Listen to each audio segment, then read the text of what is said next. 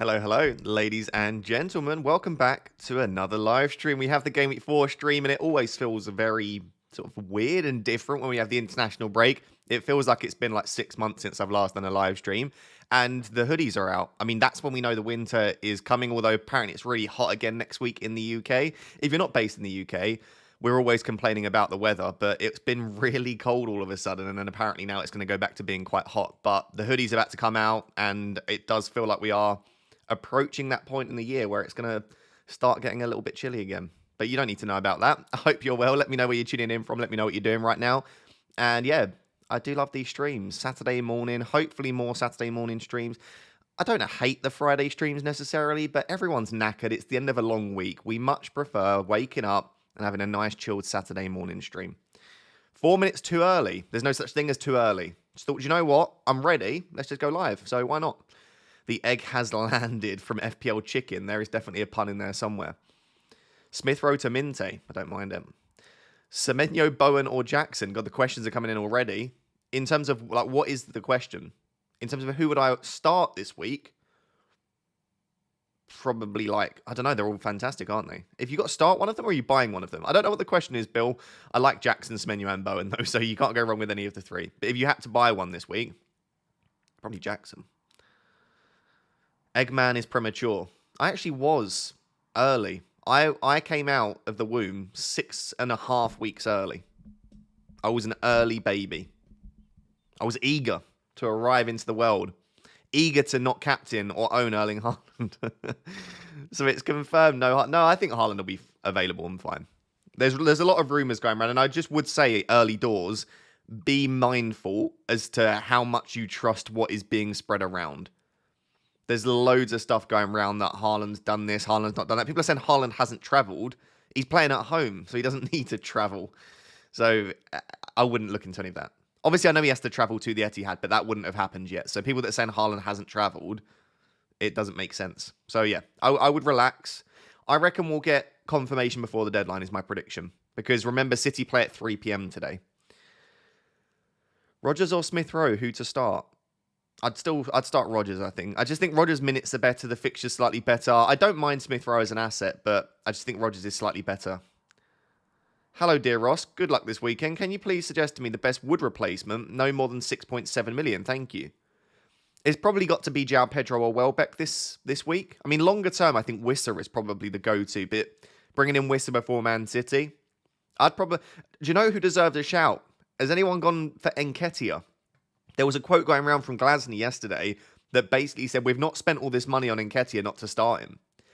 Nketiah could be getting a start at 5.9 million, I believe, against Leicester at home. But yeah, I'd still probably be on Welbeck or João Pedro myself. Good morning, Ross. Having a nightmare deciding what to do this week. 1, current plans to roll. 2, Saka to Parma. Wildcard game week 7. What are your thoughts? I mean, I'm in a similar position. Like, I could absolutely do Saka to Parma, but I don't know that that's a great use of the transfer. It's not that I don't think Palmer's slightly better, but Saka is also on pens. Saka's minutes are also very good. Like, I think I would just roll there. 2 transfers next week could be very useful. Is Bailey going to play? I think Unai Emery didn't rule Bailey out, but he certainly didn't suggest that he's like definitely fit to start. My prediction is that he probably won't be risked and that it'll probably be available for game week 5. But I don't know that. Again, Unai Emery didn't rule him out. So, guys, this is my team at the moment. As always, I've just added a little bit of text above. So I haven't used a transfer yet. I have 3.5 million in the bank, and I have 1 free transfer. So I don't have a load of flexibility because I only have the 1 free. Still don't plan on buying Haaland. I could take a -4 to sell Isak and Salah and bring in Matoma or Minte and Haaland. And I have gone back and forth on that all international break. But I just think with the next 3 fixtures overall, Haaland's not the standout captain in any of them. I do think he's probably the best captain this week, but he's definitely not in game week 5. And I would argue he's definitely not in game week 6 when Saka plays against Leicester at home and you've got Salah against Wolves away. I'd still probably rather captain both of those than Haaland. So it's not until game week 7 that I think you really do need Haaland in your team. Let me actually look at the fixtures because he's got Fulham away, but then I can't remember after that. It's Fulham away. I think there's Southampton in game week 9. Sorry, Fulham at home. Let me just get the pictures up rather than waffling on. So he's got, Fulham at home, Wolves away, Southampton at home, Bournemouth away, Brighton at home. This little spell here, especially these three, Haaland's the best captain every week. So I will, without a shadow of a doubt, unless something happens, I will own Erling Haaland in game week 7. I'm not... People seem to think I'm like hellbent on not owning Erling Haaland. That's not what it is. I think there are specific points when you can go against him given his price, but game week 7 is not that week. So game week 7, I want Erling Haaland. So my current plan is probably to wildcard in game week 7 because I feel like that's a nice exit point for Salah. It's a nice entry point for Haaland. I'll hopefully have accumulated a few free transfers which I can take through the wildcard as well. So that's the current plan. So basically in my team, the decisions that I have to make is, do I want to start Pedro Porro or do I want to start Gabriel? And I don't think it's an easy decision. And I'm going back and forth on that. And then the other thing is, do I want to use my free transfer? I've got lots of things I could do. Rodgers to Bruno Fernandes is one which people won't like, but I like. Another one is Cannon to João Pedro or Welbeck, or Meniz to João Pedro or Welbeck. And then I do have that same Saka to Palmer move that we discussed a second ago. So there we go. Is Haaland starting? The big question. As of right now, we don't know what the situation is with Haaland.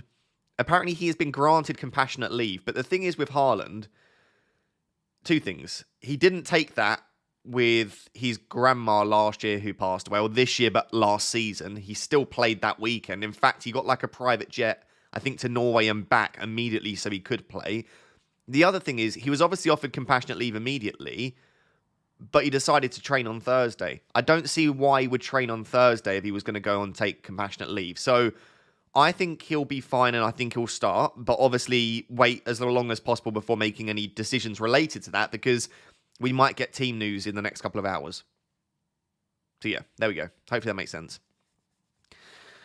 Zodiac says, like the stream if you enjoy the content. Absolutely, yeah. If you do enjoy these streams nice and early, do smash that like button. It does really help. And also make sure to subscribe. I do appreciate it. Good to see so many of the regulars in the chat. Lots of the members as well. I do really appreciate you so much. So thank you for being here. If you are someone that tunes in like every week religiously, I appreciate you more than you know. Thank you. Hi, Ross. Start Ahmad or Gibbs White? Says Ralph. Oh, I'd have to start Ahmad. I don't even know that Ahmad will start, but the fixture is just so much better. I'd have to start Ahmad, I think. And Son and Solanke. We might get early team news, by the way, so do wait on that decision. And Son and Solanke to Salah and a £6.1 million forward for 2 free transfers or roll. See, this week, I love Son and Solanke to Salah and João Pedro or Welbeck, but next week, when Spurs have Brentford at home, I would want Son and Solanke back. That's a really tough one, Ralph. I think I would still do it because it allows you to get Salah in, who is probably still the best captain in Game Week 5, and you can get in a Brighton attacker over the next 2. Because it's for free, I would do that, Ralph. Mark says, wildcard 6 and 1 luxury transfer. Would you do Gordon to Matoma Minte or roll? I already have JP and sold Isak, thanks. I think I'd keep Gordon. Yeah, I'd keep Gordon. I think actually Gordon hasn't been too awful so far in the opening 3. So I'm not that keen to rush out Newcastle assets before Wolves away and Fulham away. I know they're 2 away games, but they're also 2 defences that aren't watertight. I'd be pretty happy keeping Gordon. Super Duper has been a member for 15 months. Thank you very much. I don't see a message attached, but thank you for being a member for all of that time. We have Jay who says, hey bud, hope you're good. I'm actually doing very well. Thank you very much. 2 to select from Ahmad, Rodgers and Smith Rowe. Why is everyone using wildcard game week 6? Mainly to get Arsenal and can just use transfers. Okay, so to answer your first question, 2 to select from Ahmad, Rodgers, Smith Rowe. Rodgers definitely, and then it'll be a 50-50 between Ahmad and Smith Rowe. Neither of them have perfect minutes. The fixture's slightly better for Ahmad. I'd probably start Ahmad unless we obviously get a leak that he doesn't start. And then why is everyone using wildcard game week 6? It's not just for Arsenal, but obviously the fixture swing starts in game week 6 for Arsenal. So you can jump on triple. You can go Havertz, Saka, and then a defender. Also, Brentford have a nice run of fixtures, so you can get in a Wissa and Mbeumo. Brighton's fixtures turn for the worst. So if you've already got 1 or 2 Brighton assets, you can remove them. Fulham's fixtures turn for the worst as well. Let me just bring them up. Fulham's don't turn as badly. And in game week 6, I think they have Forest away. Yeah, they do. But then from 7, 8, 9, 10, 11, 12, these aren't a great run of fixtures if you're like tripled up. What is the other team? Oh, Newcastle, I think, is the other team. Yeah, from game week 6, Newcastle's fixtures aren't great. So I think it just depends like which assets you own and which ones you don't. Yeah, you could absolutely just use transfers. And then obviously I would say from Game Week 7, City's fixtures turn for the better and Liverpool's fixtures turn for the worse. So I just think for a lot of our teams, it's a nice point to pivot out of what was the template across the opening 6. I think that's why. Hopefully that makes sense. Smith Rowe to Minte for a -4. What do you reckon and why? Not in a million years. Not for me. Because what you're saying then is you need Smith Rowe to blank and Minte to return. If Smith Rowe returns and or Minte blanks, that is an absolute disaster of a transfer, right? Because listen, even if, let's say Smith Rowe gets 2 points and Minte gets an assist or a goal, you're still only probably up 1 or 2 points there, unless he gets full bonus as well. I know it's obviously not just for 1 week, but that would be what I would be thinking. So yeah, for me, I would just keep Smith Rowe there. Max has been a Raptor X member for 10 months. Thank you so much. I appreciate that. More than you know. Hi, Ross. How are you? I'm actually really good. Thank you very much. I love Saturday morning streams. It takes me a while to wake up and get into it, but I'm feeling good. Thank you. Hope you're well too. Love your videos, Raptor. Thank you, Callum. Start you Doggy or Saliba? In that case, I'd start Saliba. I know I'm starting Porro instead of Gabriel, but I just think that Porro is significantly more attacking than Udogie. Udogie's just not really getting forward as much as he used to. What's your team value and what's good team value? I don't actually know. The thing is, team value is different to like selling value. But I guess if you add everything together, it's 100.6 million.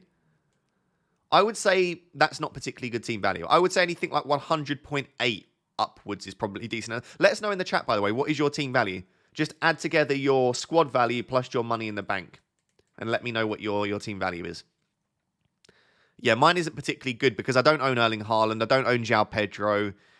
Who else don't I own? I own Eze, who dropped in price. I don't own... There are some other players that have gone up in price that I don't have. Smith Rowe went up in price. My team's not done particularly well from a team value perspective, I don't think. I got Luka Dean for Hall, now thinking either Smith Rowe to Onana or Solanke to Welbeck Pedro. Which is a better option? I do not at all like Smith Rowe to Onana. I don't get Onana as a pick personally. Do I like Solanke? I don't mind selling Solanke, but I think next week I'd want Solanke. So I don't love either of those, but if I was to do one, I'd sell Solanke. Frosty's got 100.9, 100.8, 100.6, 0.7, 101.1. 101.5. Okay, yeah, my team value is not great then. 100.5. I think that's fine. Like, I'm not saying my team value is bad. I just think there are definitely people out there that have more. But team value is not everything. Just because you've got an extra 0.4 to spend, that doesn't necessarily equate to more points in the future. It often does, but it's not 100% that way all the time. Right, where was I? On a wildcard, Luka Dean or Pau / Aya or Pinnock and Captain Haaland or Salah. I would go Pau Torres for me. I know, listen, Luka Dean's more attacking, but Maatsen is always a risk coming in. So for me, I would probably go Pau Torres. Max with an absolutely monstrous super chat. Pick up to Max. Jesus. Just says... Sorry, that always throws me off. I wish you a green / great week. Do you know what? Thank you so much for the continued support, and I wish you a green / great week, and hopefully we can both get green arrows. But that is a ridiculously generous super chat. I'm going to drop a like on that one. Thank you so much. Single-handedly holding up the YouTube channel. Where was I? FPL Mikel says, same team and bank as you, but Gordon instead of Jota. Very nice. Worth doing Isak and Saka to Brighton Mid and Haaland or something else, or bank the transfer. Listen, I don't know this for a fact, by the way, but I think if I had 2 free transfers, I think there is an extremely high chance that I would make the Haaland move. But when it becomes for a hit, I'm just not as convinced at that stage. So if, like me, you've only got the 1 free transfer, I just think it makes more sense to leave it. And so if you've got the same team as me, I'd be fine. I honestly, like I said, I don't think Gordon's an issue at all. I wouldn't have an issue holding Gordon. If Haaland's out, Haaland and Smith Rowe to Salah and Havertz. Yeah, but I don't think Haaland's out. I'm not even going to really overly entertain if Haaland's out. What I would say, and I know this goes against what I just said, I would have a plan in mind if we get news that Haaland's not going to play.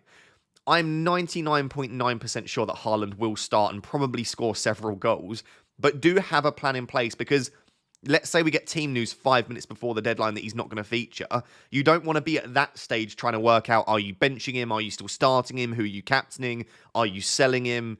How are you going to get salary, etc.? Like, I would have a plan in place, but I don't think there's much point me sitting here and going over it again, because as far as we are aware, Haaland will feature. Hi, Ross. Hope you're well. Start Kaname or Luca Dean? Who's Kaname? I wonder if that's meant to be Kanate. Who else could Konami be? Or is that an actual player that I don't know of? In all accounts, I would start Luca Dean. He's got Everton at home. Yeah, I would start Luca Dean regardless, to be honest. Hope you're good, mate. Start Minte or Maniz.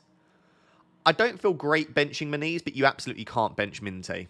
So yeah, I would start Minte, absolutely. I would not be benching a Brighton asset at any point. If Haaland is out, I'm on a -8 this week. Oof. Sounds like poor management to me, Frosty.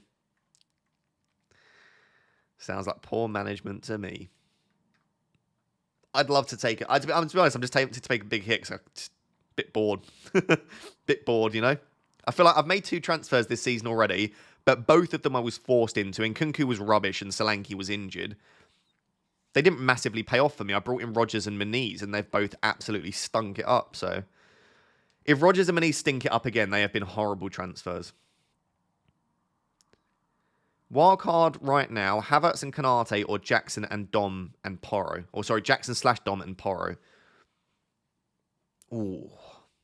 I'm not going to lie. I think I would go Jackson and Porro and then just have a route to Havertz. Yeah, I think Jackson and Porro would be right up my... Or Jackson and Kanate even, and then you bank some of the change. Do you know what? That would be tempting, actually. Jackson and Kanate, and then you leave the money to get back to Havertz. I would be tempted to take a 2-week punt on Jackson, I would. Joshua says, Isak or Watkins for 2 weeks on Wildcard.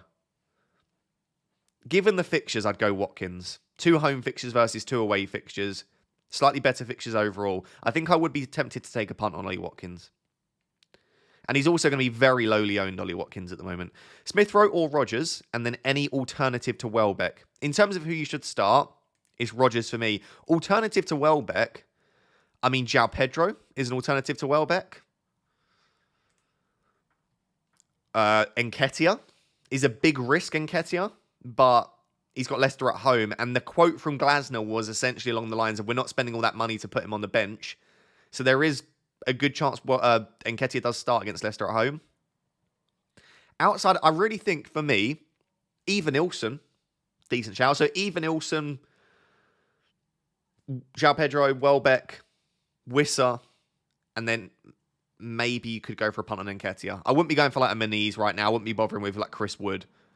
Really, though, I just don't see any reason why you wouldn't want to go for a Welbeck or a João Pedro if you were making a move right now. Silico says, need help. Haaland and Wood may not play. Okay, my bench is Wood, Hall and Barco. What do I do? 1-3. Love the contents. Keep it up. I mean, you do have the option of just doing Wood to João Pedro or Welbeck, as we spoke about. But I would maybe wait and just see. Because if Haaland is leaked to be starting, then you might not need your bench anyway. So I would probably leave it for now. But you do have the option to move to a Brighton attacker. Joseph Stack says, hope you're well, Ross. I'm well, thank you, Joseph. I hope you are as well. Used my free transfer already. Currently a defence of Raya, Trent, Ola Aina, Greaves, Bellis, Nedeljkovic. Is it worth a hit to improve? 3.1 million in the bank. I don't... Yeah, to be honest, it probably is. Because we're not expecting Nedeljkovic to potentially start. Bellis is playing against Man United. Ola Aina is against Liverpool. You're already starting Greaves anyway. I'd be tempted, yeah. I would. I'd be tempted to move to like a Lewis Dunk or a Rico Lewis or an Esri Konsa or something along those lines. And I'd probably move out Nedeljkovic. That would be what I would do with my team, Joseph. I don't love a transfer for a defender, especially for a hit, but that kind of feels like it justifies it. RJ McKnight says, Gordon/Eze in a £4.5 million forward or Szoboszlai and Calvert-Lewin. Oh, I love Eze. It depends on what the rest of your team looks like. Because if you can get away with just benching that £4.5 million forward every game, then I prefer just going for Eze. But otherwise, Szoboszlai and DCL is a really nice combo. Why are you not doing the João Pedro move for Cannon? I just did it. I'm still tempted. I just think it's using my only free transfer to bench one of Rodgers or Moniz. I don't think they're awful picks, either of them this week. They're both at home. They've both had chances in the opening 3 weeks. It feels like using my only free transfer to create a bit of a benching headache. I don't feel like it's a massive upgrade for my team. On your wildcard, need to start 2 from Dunk, Rodgers and Robinson. I'd probably start Duncan, Rodgers and bench Robinson. Dave says, wildcard rating, please. Of course, Dave. Fabianski, Robbo, Dunk, Powell, Salah, Palmer, Mbermo, Eze, Rodgers, Haaland, Pedro, Flecken, Mikalenko, Greaves, Stewart. Wildcard rating. It's a nice team. I'm going to give the team a 9. The only thing I don't like is I'm not a massive fan of Mikalenko. It's probably it, to be honest. I would also want Trent in there, but I understand you've gone for Palmer, Haaland and Salah, which makes it very difficult. It's a very nice team. Also, do you know what? I'm going to carry on roasting it. There's no Arsenal, which is just booking in at least 2 or 3 transfers. And also, there's only 7 attackers rather than 8. Like, you have to start Rodgers and João Pedro every single week, which might not be an issue. Do you know what? I'm going to drop it to an 8.5 for those reasons. But it's a nice team. You can't own everyone. If that was my team, I would downgrade Palmer. I would try and get Trent in. And I would try and maybe squeeze an Arsenal asset in somewhere so that you have less transfers to make. But otherwise, it's really nice. Charlie says, hey, Ross, been loving all the videos in the pod this week, or pod this season. Thank you very much, Charlie. As someone who works most weekends and can't watch many games, your content is a massive help in keeping me up to date with everything FPL. Thank you. Like, imagine just dropping a super chat just to be that kind. You're more than welcome, Charlie. I hope I can continue to help out. Yeah, we've got another FPL therapy episode on Tuesday morning, as always. So yeah, there is a link down below in the description, by the way, if you want to subscribe to FPL therapy. I've been loving the podcast. I'm really, really enjoying it. Very, very much enjoying it. I know it's not FPL prioritized, but Ugarte is starting, apparently. That is massive for anyone that owns a Man United defender. If you've somehow got a United defender in your team, that's big. So there we go.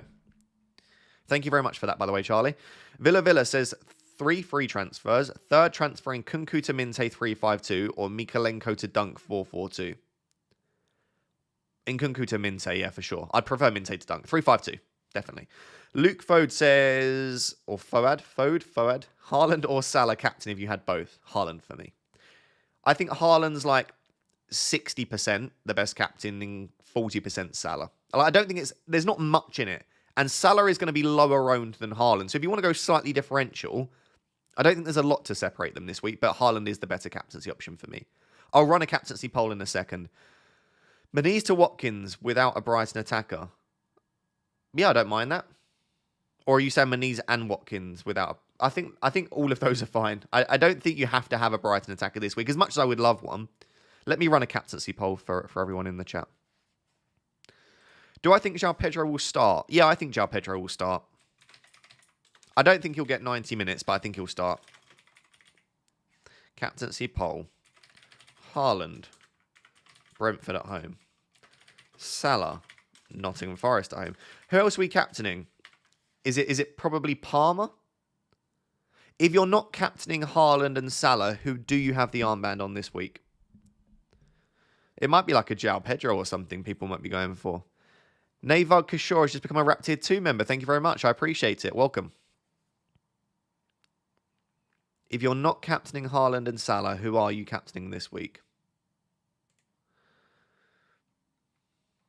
Eze, Cole Palmer, João Pedro, Eze. Oh, lots of Ezes. Okay. We'll go Eze then. I don't mind a captaincy punt on Eze. I just didn't think anyone would be interested, in all honesty. Watkins, some people are on. Rashford. That's brave. Okay, I'll just do those 3 options then.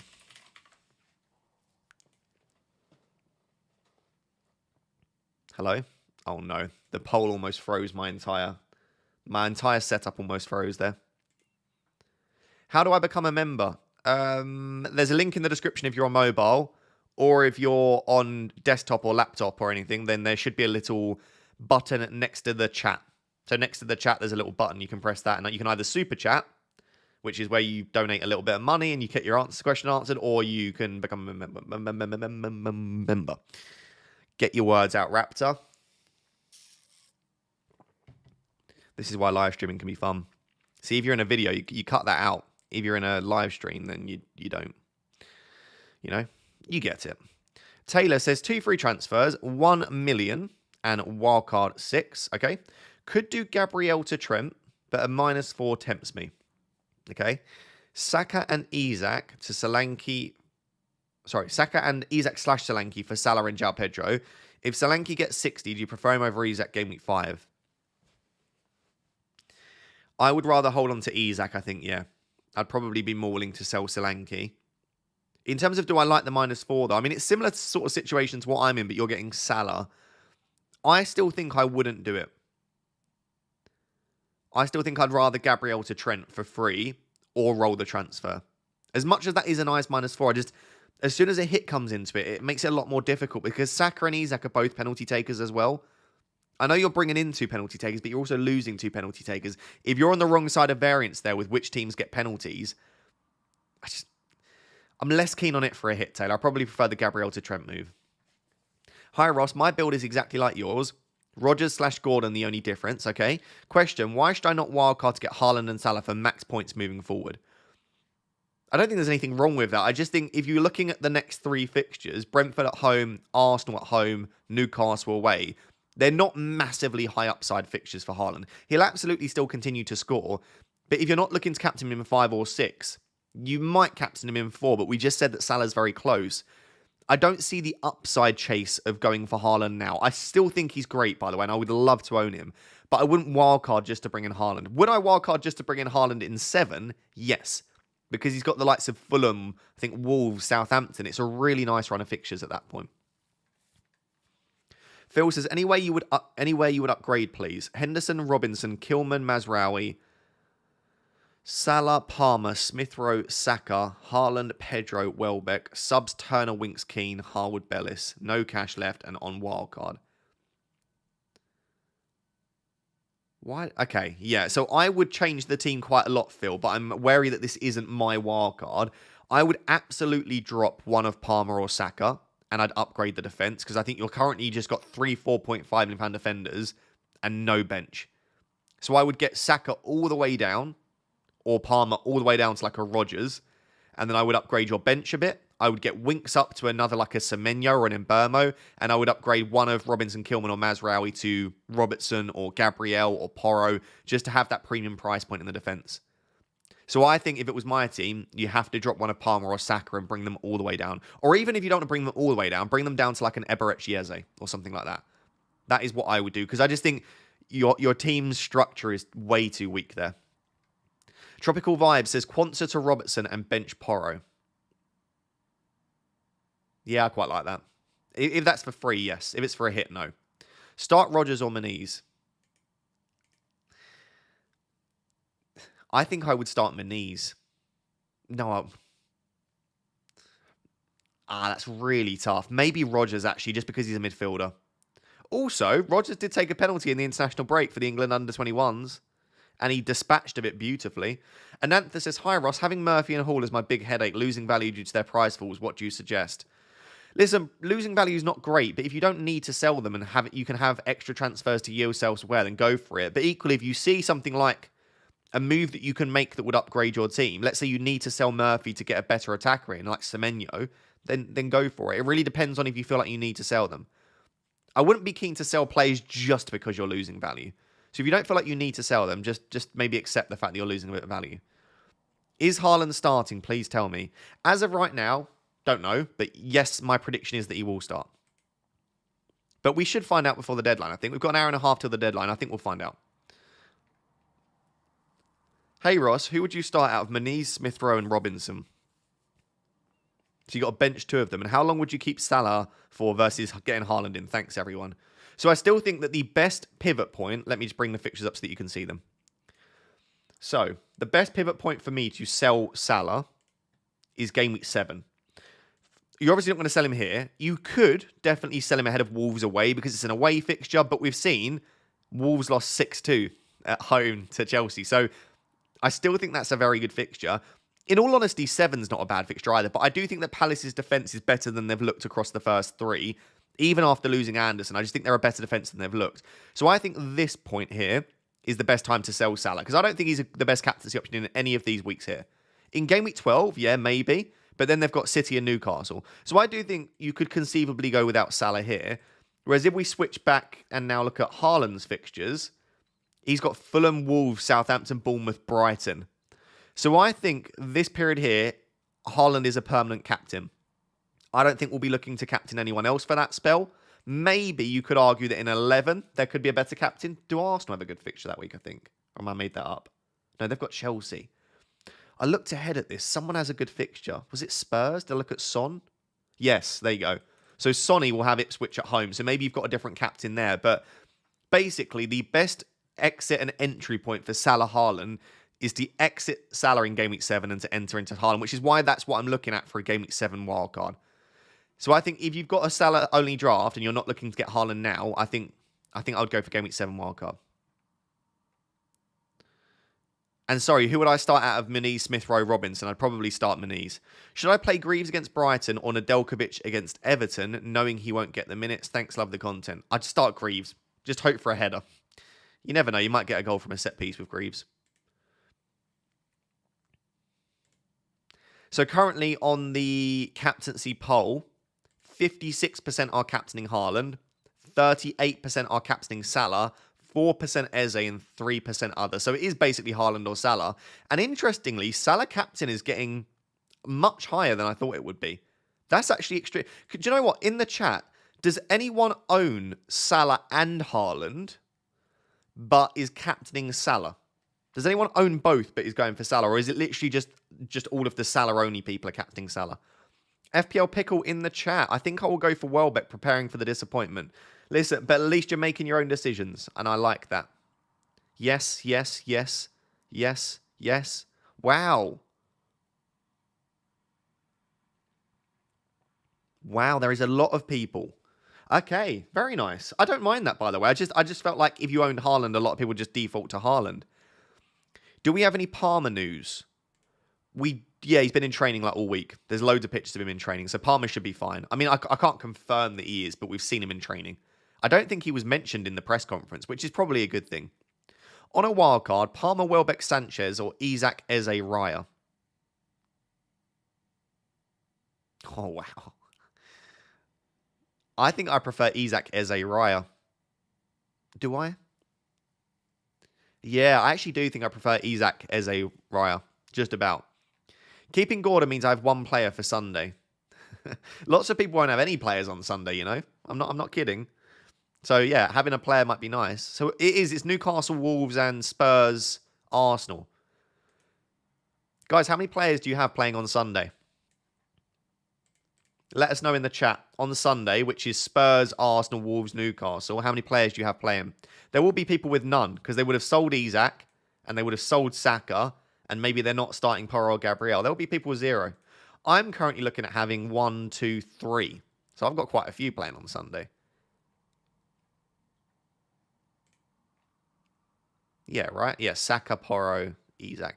I could even, by the way, I've thought about this, bench Robinson and start Gabriel. It's a possibility, but I think I'm leaning Robinson at the moment.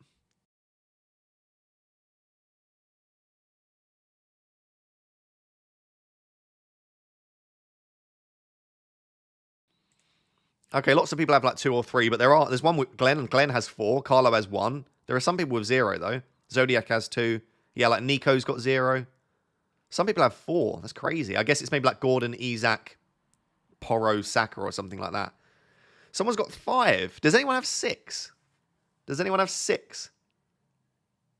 There's no way someone has 6. People have 5. A lot of people have 5, actually. No, I think 5 is the most. Yeah. That's still a lot of players on Sunday, though. Yachty says 11. Hopefully you don't have 11. In fact, is it even possible? No, it's not. Oh, it is. Yeah, it is possible. You'd have to have triple up from every team. Oh, a couple of people have 6. Fair enough. I respect it. If you had both Salah and Haaland, would you captain Haaland? Yeah, I think if I owned Haaland, I'd captain Haaland this week. I just think they're both looking great, but Haaland's just got a bit... He's different gravy at the moment, isn't he? He just looks so good. The data's also stronger for him as well. Benny S says Henderson, Trent, Gvardiol, Dunk, Rogers, Jota, Eze, Smith Rowe, Muniz, Haaland, Isak. Subs of Gordon, Robinson, Mikalenko. 1 free transfer, 3.5 in the bank. Gordon and Isak to Salah and Pedro. I mean, it's a very similar setup to me, in all honesty. I still don't love taking a hit to remove Gordon and Isak ahead of Wolves away and Fulham away. That doesn't feel great to me. I'm going to say I wouldn't do it if it was my team, but equally, Newcastle have been disappointing. You're getting rid of 2 players with away fixtures and bringing in 2 home fixtures, and you're gaining a penalty taker. So when I word it and frame it like that, do you know what? That is a slightly better hit than a lot of the other ones I've seen, Benny. So I don't mind it. If you want to take a hit for that, I'm on board with it. Cheers, mate. Gone Nedeljkovic to Konsa for a -4. Which 4 million to start is that, Joseph? I think Greaves. Yeah, I think Greaves. 3.5 million in the bank. ESL, Gibbs, White, Rogers, upgrade Jota/Diaz roll. What is happening here? I assume you mean ESR there. Gibbs, White, Rogers, upgrade to Jota, Diaz, or roll. I'd be tempted to upgrade to Jota or Diaz. I'd probably sell Smith Rowe of all those options there myself, Jetty.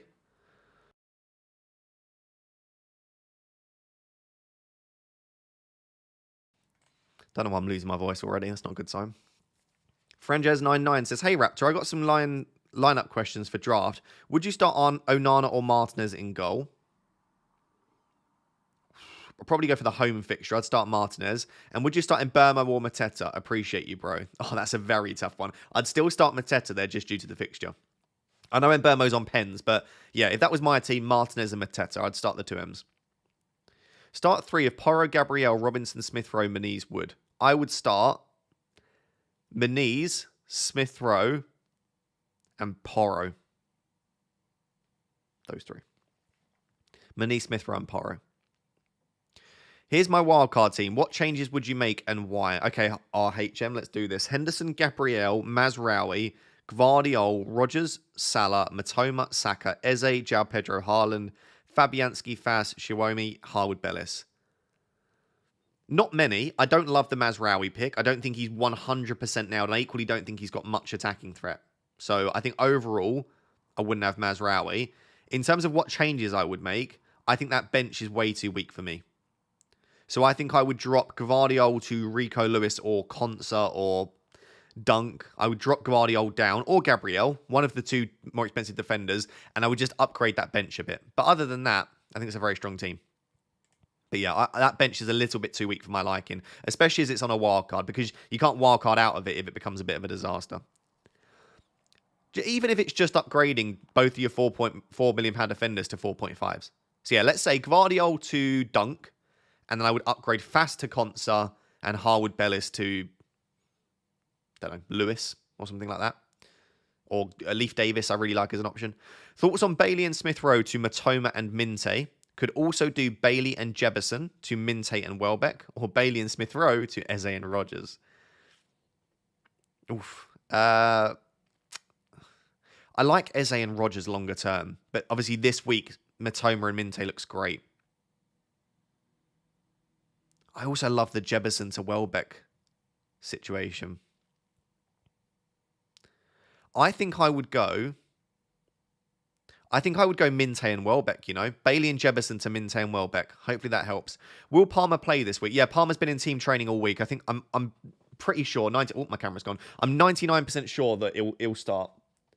Again, I don't think Palmer was discussed in the press conference, but I think that he's been in training all week, so he should be. Yeah, I know the camera's disappeared because it's frozen, because it's misbehaves constantly, but I will get it sorted. Hi, Ross. Would you get Salah in for free if it forced you into a Game Week 6 wildcard you wouldn't otherwise need? Basically, is Salah Game Week 5 captaincy worth a wildcard? Absolutely not. Not even in the slightest. Is that going to work? No. I think in Game Week 5, Son is a perfectly good captain. Palmer's a perfectly good captain. As much as Salah is the best captaincy option in Game Week 5, he's also not like... He's got Bournemouth at home. Bournemouth are a very decent defence. I don't see a world in which Salah's like, you must own him for Game Week 5. I think you want him for Game Week 5. But if you're telling me that it's going to force a wildcard that you wouldn't otherwise need to play, not for me. Why not Muniz to João Pedro? Hammers look good relatively. I mean, yes, but they also... I guess it was Man City. I just think they've conceded a decent amount of chances, haven't they? What is their underlying data saying? Let's have a look. So let's go teams, per appearance. Actually, we'll go total. We'll just go look at game week by game week. So in game week 1, they conceded 1.9 XG. So they conceded a lot of goals. In game week 2, or a lot of goals, expected goals, I should say. In game week 2, they conceded 1.4. And then in game week 3, I mean, it was against Man City, but they conceded 3.2. I mean, I don't look at that. I know they've not had the best fixtures, but they have conceded the second highest XGC in the league. Who did they play? They played against Villa. Was it Who was it in game week 2? God, I lost my marbles. Let me just type in Bowen. Who did they play in game week 2? Oh, it was Crystal Palace. I mean, they've not had great fixtures, but they don't strike me as they look great defensively. I don't think. So I'm pretty happy having Muniz. I do see what you mean though. Like obviously Muniz to João Pedro this week is an upgrade, but I kind of want to get to a stage where I've got more than one free transfer every week, so that I actually have some flexibility to make double moves. Like I think there is a small chance that I decide to maybe either bring in HAALAND in 6 or delay the wildcard entirely and maybe just move HAALAND in with free transfers. So I want that flexibility to be able to do so. Hi Ross, would you take a hit for Wood to Watkins? If you have to start Wood this week, then yes. If you can get away with just not starting Wood, then I would probably prefer that.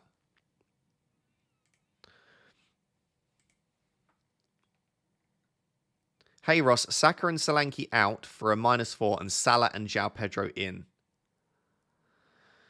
I don't love that, no, but I understand people really want to get Salah. So if you really want Salah, there are worse -4s to take. But you are taking out Saka and Solanke, so beware that is like if this game is high scoring between Spurs and Arsenal, which is probably likely to be, that could cause immediate pain. And also next week Solanke's got Brentford at home, so it's not a perfect -4, but I don't hate it. Hi Ross, what do you think about Raya, Dean, Lewis Canate, Eze, KDB, Salah, Rogers, Szoboszlai, Haaland, João Pedro, bench as Vissa, Robinson, Greaves, Fabianski? Is this a wild card? I like it. I actually really like the KDB pick, and I love the Szoboszlai pick. Yeah, do you know what, Rory? That's a really nice team. I'm not going to complain about that at all. I like the KDB and Szoboszlai picks because they're both great shouts, but no one else will go for them. And there will be a very template wild card, and those two aren't in it. So big thumbs up from me. Paul says, not sure if this is true, but Sky Sports are saying Palace could hand a debut to Turner. Surely not. Can anyone else verify that? There's no way we're going to lose Henderson. That'd be a disaster. I wouldn't be surprised. Is Areola going to start? I think Areola will start, yeah. I think the update from Lopetegui was that he's basically fine now. Or he's making good progress in his recovery. I think he'll be... I don't know, but I think he'll be available. Can anyone else confirm what Paul's just said about Sky Sports saying Palace might hand a debut to Turner? Ain't no way. Yeah, to be fair, Sky Sports aren't very trustworthy, but I wonder if they know something. That would be that would be such a disaster. Finally, we get a really good, strong home fixture for Henderson. I think he'll be fine. Do I think Estepinian will start today? I actually do, yeah. I don't know that, and I think there's a chance he doesn't, but I do think he will. Wildcard, Raya, Henderson, Rico, Trent, Canate, Dunk, Luke Dean, Salah, Mbermo, Rogers, Eze, Haaland, João Pedro, Wissa, or Nketiah. Can you please rate my wildcard? Plan is to game week 6 do Salah and Saka. Salah to Saka and João Pedro to Havertz. And firstly, I love that plan. I think that plan will be very popular, is to sell Salah to bring in Saka in game week 6. In terms of the team, really strong. What don't I like? I like it. I just like it a lot. There's nothing I really dislike about that. Maybe that I think Luke Dean, there's a chance he potentially doesn't start every game, especially with the Champions League kicking in. But I still don't mind him as a pick. I'd probably go with the Pau Torres instead just for safety. But other than that, that's a really strong wildcard team. Hi Ross, Robinson /DCL or Gabriel /Stewart? Robinson, DCL, Gabriel Stewart. I think... See, from game week 6, you'd want Gabriel. I feel like maybe the better player is just to get the Arsenal defender in ahead of time. But I do like the squad depth of having 8 attackers, so that's not an easy one, Ryan, but I'd probably say just about Gabriel. Tio says, Robinson or Porro? I actually think I'd say Porro now, mate. Yeah, I think I'd say Porro. RHM says, thanks for the tips. Please see the new team after your suggestions, okay? Henderson, Gabriel, Canate, Konsa, Rogers, Salah, Matoma, Saka, Eze, João Pedro, Haaland, Fabianski, Lewis, Dunk. That's much better in my opinion. I really like that new wildcard team. I just think in general your squad's just a bit more well-balanced. So yeah, I would prefer that, but hopefully Palmer doesn't go too big now that you've dropped him. Sam says, Meniz or Smith Rowe to start? I'd start Meniz. I just think he's getting more goal-scoring opportunities.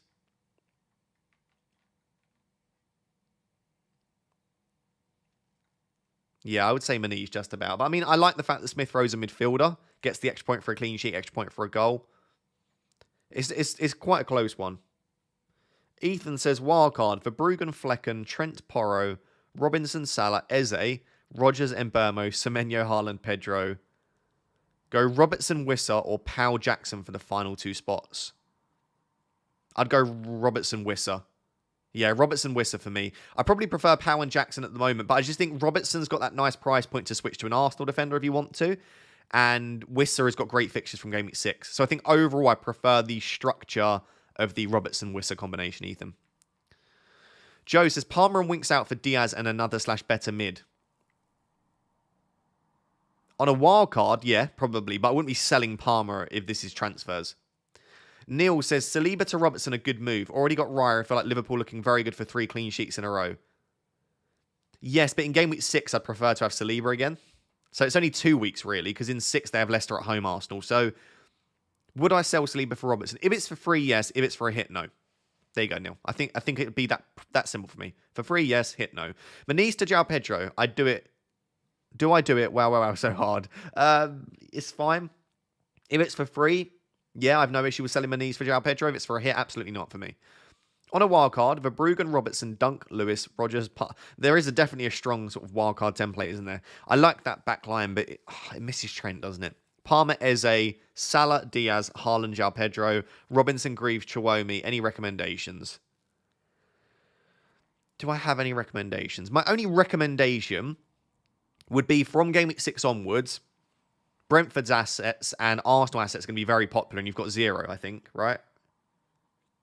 So I would try and get 1 or 2 of Mbeumo, Wissa, Havertz, Saka, Gabriel, Raya in your team. Because I just think from game week 6, otherwise, you are going to be massively behind the curve, and you're only wildcarding 2 weeks before that. So what I would do, and I urge people to do this if they wildcard slightly ahead of when will be a popular time to wildcard. Right now, whilst you're watching this stream, you've got plenty of time. Build a wildcard for game week 6 and see how many players you have different, and if you can get a couple of them in ahead of time. That would be my advice. What's the next best wildcard window past game week 6? It's either game week 7, game week 8, or game week 12 for me, are the 3 after game week 6. I'm probably going to wildcard in 7.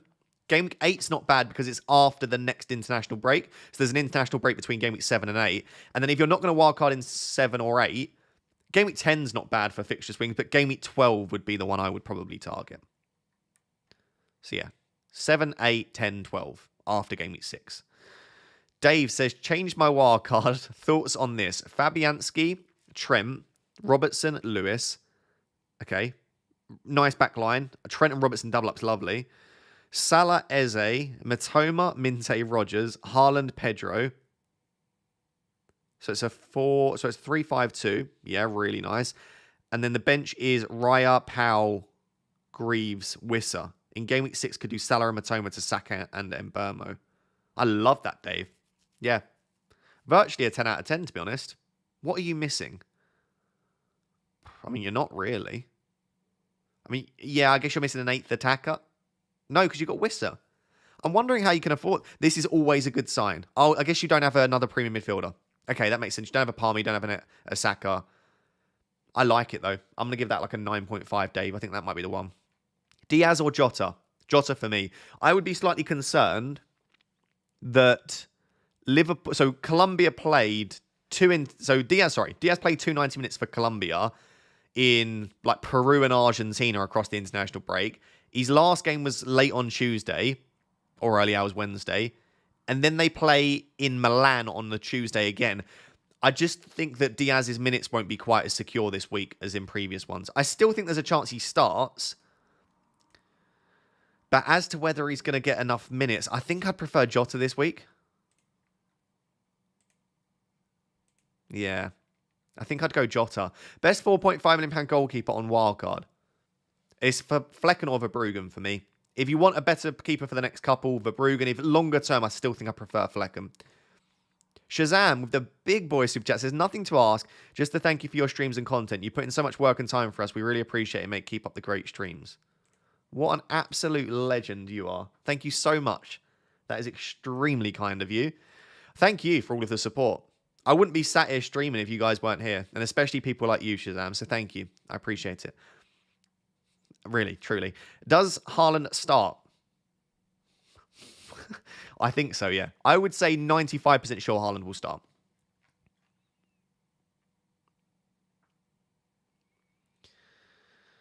What a legend you are, Shazam. Thank you. Dave says, good morning. First 4 a.m. First 4 a.m. of the season. Very nice. Yeah, you're in a different time zone, aren't you, sadly? Raya Fabianski, Trent Robertson, Dunk, Davis, Greaves, Salah, Mbeumo, Eze, Semenyo, Rogers, Haaland, João Pedro, Wissa. Resolved major issues and got Haaland. What would you give it as a rating? Yeah, like a 9+. It's great. It's very similar to the one we just looked at. It's a stronger squad. It's a deep squad. You've got all of the major players covered. I very much like that as a wildcard team. Raptor, would you do Palmer and Isak to Semenyo and Haaland for no hit? No. In fact, not at all. I actually prefer Palmer and Isak as a combo. Yeah, I wouldn't be doing that for me. Unless, like, you're so desperate to get Haaland in and, like, you're really not enjoying FPL because you don't have Haaland. And this is something that I always come back to. Enjoying FPL should be at the forefront of the decisions that you make. Because if you win FPL, but it's caused you depression and anxiety and awful mental health all season because you've had to make decisions that you don't want to do and you're playing in a way that you don't want, where's the fun in that? Because you don't really win anything meaningful if you win FPL. Whereas, if you finish 4 million in the world, but you have absolutely loved the season, you enjoy every weekend, I would rather be in that boat. I would rather be enjoying FPL, but not doing as well. So, as much as I would say I wouldn't do this, I don't think that's optimal. That's not the best transfer. If it brings you more enjoyment from the game to make that move, then ignore me. My opinion means nothing if it doesn't help to also increase your enjoyment of the game. So yeah, I would urge you to also do what you enjoy. That's my big message that I don't feel like I explain enough, because that should be at the forefront of the decisions that we make. Hopefully that's clear. What was the update on Palmer/Haaland starting? Haaland, we don't know. Palmer should be starting because he's been in team training. So in all fairness, I think Palmer and Haaland are both pretty nailed on to start. I'm wary saying that with Haaland because I obviously don't know how close he was to this person. I don't know what his actual mental state is like at right now, but I would be super shocked if Haaland doesn't start. Darcy says, optional Liverpool triple. I have Salah, Trent and Robbo. Should I have one of the mids in front of Robbo on wildcard? No, I actually do think that's probably the best Liverpool triple up on wildcard. The reason that I like that is you've got that Robertson price point to switch to a Gabriel or Saliba without having to lose Trent. So I would say that is one of my favoured options. Gordon to KDB, wildcard 6 or 7, Haaland cover. I actually so wildcard 6 or 7 is team dependent. It's up to you. I think it's very, very much the same. Gordon to KDB is a move I actually don't mind, but I still think I'd keep Gordon. But KDB's going very much under the radar. His underlying data has been super strong. I'm a big fan of the KDB move. Do you know what? I actually like it. I'd do it. Screw it. If it's for free. If it's for a hit, I wouldn't. But if it's for free, I like it. KDB's a player that like no one's looking at, but his data's been so good. His minutes have been good. He's got over 85 minutes in every game this season so far. So obviously with Foden coming back, there is a concern that his minutes will be reduced, but I still like him. Trent, Munoz, Gabriel, bench 1 for Robinson. Well, you can't bench Trent or Munoz, so Gabriel. I mean, Trent and Munoz are brilliant this week. Yeah. If you want to start Robinson, I would bench Gabriel. And I would probably be tempted to do that, as I have in my team. Start Ahmed or Maniz this week. I'd start Maniz. Hey Ross, wildcard of Henderson, Trent, Dunk, Dean, Eze, Soboslai, Madueke. Madueke's a great pick, by the way. I got his minutes a little bit wrong, I think. Based on what we're hearing from Maresca, Madueke's minutes will be very good. Soboslai's a nice pick. Salah, Haaland, Isak, Welbeck. Very nice. Okay, bench Van VDB. Oh, is that Vandenberg? Okay, Nadal, Fab, Minte. Any changes? I don't love having two £4 million defenders. So I wonder, but I don't know where, but is there a way that you can somehow find a way to get a 4.5 defender in? That would be my only thing that I would try and do, just to give you a little bit more squad depth in defense. I suppose you could potentially downgrade Soboslai or Madueke to like a Semenyo, or you could downgrade Minte on your bench to like a Rodgers. Might give you enough funds to do that. That would be my only thing I would do. Anasuki. Sorry for butchering your name. By the way, if you are enjoying the stream, two things for me. Please do smash that like button, but most importantly, make sure to subscribe. Plenty of content throughout the weeks. Hopefully, I can guide you through the FPL season. And if that sounds like something you'd enjoy, then please do smash that like button and subscribe. Ease Accounting says, Jota, Diaz, or KDB? Honestly, probably KDB. I don't know what this is. Start, bench, sell, buy, wildcard. But if you're just offering them as options, I'd probably say KDB this week. But taking into account price, it might still be Jota for me, honestly, in terms of value. Luke says, wildcard in game week 6. I have 2 free transfers and we're thinking of Saka and Gabriel to Salah and Dunk. I already have Haaland and Isak. For 2 free transfers, love that. Yeah, go for it. I would absolutely do that. If you've got a way to get Salah in for free, I think you just take it, whatever the route is. It makes sense for me over the next 2.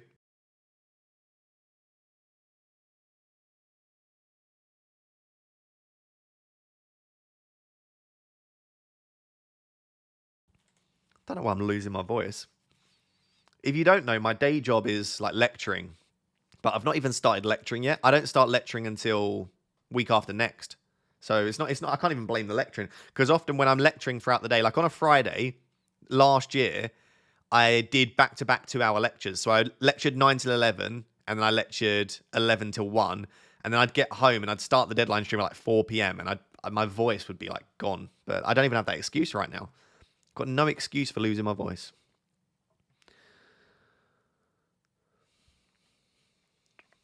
So we have just over an hour until the deadline, so plenty of time. I'll start to now keep my eye out on team leaks, and we'll find out hopefully if Haaland's going to start or not. Again, just if you've only just joined, we don't have any Haaland team news right now, but I think he'll start, is my prediction. If you're looking for Palmer news, Palmer has been in team training. And if you're looking for Watkins news, Watkins has been cleared as available. I think that was the main ones people were waiting for, wasn't it? Freshers? Nah, I'm too old for freshers now. I'm 27 years old. Can't be doing freshers at 27. I think freshers is next week anyway.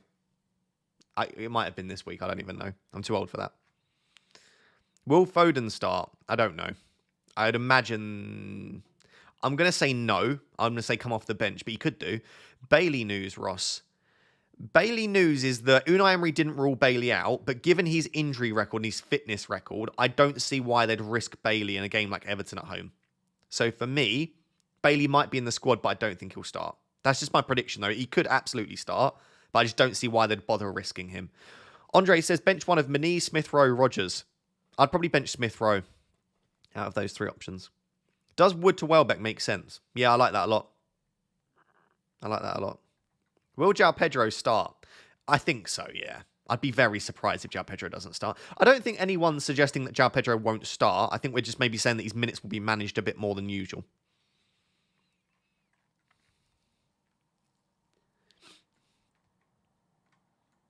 Two free transfers. Do I go Maniz and Ahmad to Eze and Pedro? Maniz and Ahmad to Eze and Pedro. Yeah, do you know what? Probably. You're gaining 2 penalty takers with 2 home fixtures. I like that a lot. Yeah, I would do that, Liam. No offense, mate, but how are you only 27? I'm 30 and I thought you were older than me. Can we not start this? Chat, I look 27, don't I? Or are you saying that you thought I was older than 30 because I'm such a calm and well-spoken young gentleman? No, it's because I'm bald, innit? It's because I'm bald. Because of the egg. Just because of the egg, you assume that I'm old, but really I started losing my hair when I was 2 years old. So, start Rogers or Madueke. Ooh, Madueke. Yeah, Madueke. Have 2 free transfers and had money in the bank after selling Solanke in Game Week 2. Thinking Robinson to Robertson. Will have 1 million left to upgrade Nkunku. What are your thoughts? Yeah, I actually really... Yeah, I like that. I do. But selling Nkunku would be more of a priority for me than selling Robinson. But if you're definitely set on using both of them, yeah, Robinson to Nkunku. Sorry, Robinson to Robertson. That was a tongue twister. And Nkunku to... You have 1 million in the bank. If you've not got Eze, I would go Eze. If you've got Eze, it's probably like a Matoma or a Minte move. But yeah, I would be tempted to just make the Nkunku move instead. And then you could maybe even bring in like a Diaz or a Jota, potentially. 2 free transfer. I did that one. 1 free transfer. I have Haaland, Palmer, Erdegaard. Haaland and Palmer are fine. I'd sell Erdegaard. That would be my priority. I mean, listen, Arteta didn't rule Erdegaard out, but I'd be very surprised if he features. Menez is not on pens. I didn't say he was, I don't think. You genuinely look 21. Thank you. 42. 47. You look 24, to be fair. Oh, there are some nice people in here. Is it because I'm calm and wise, or is it because I'm bald? That's literally what I'm wondering. Are you being nice by saying, "Oh, Rosh, you look great, but you seem like you are wise beyond your years," or are you just saying, "Oi, you're bald"? You know, Ross has really good skin. Wait till you're 35, then you'll find out. Thank you. I try. I don't have the best skin, but it's not bad. Not bad for my age. Anyway, you're not here to talk about my skin. Let's get back to the FPL stuff. Mahir says, "Hi Ross, good morning." Good morning, Mahir. Love the streams as always. Which one to bench from Gvardiol, Saliba, Robinson, Konsa? And which one in attack from Gordon, Smith Rowe, Rogers, Watkins, Isaac, Menez? Okay, in defense, I would bench Saliba. And in the attack, I would bench probably Smith Rowe from those options. So Saliba and Smith Rowe, Mahir. It's not great, a bit of a benching headache, but I also feel like you're okay benching those. Start Nedeljkovic or Porro? Porro. Transfer in another 4.5 or 0.1 in the bank. No, I just start Porro. Yeah, I think you're fine to start Porro. Good morning, Egg. Good morning, Chris.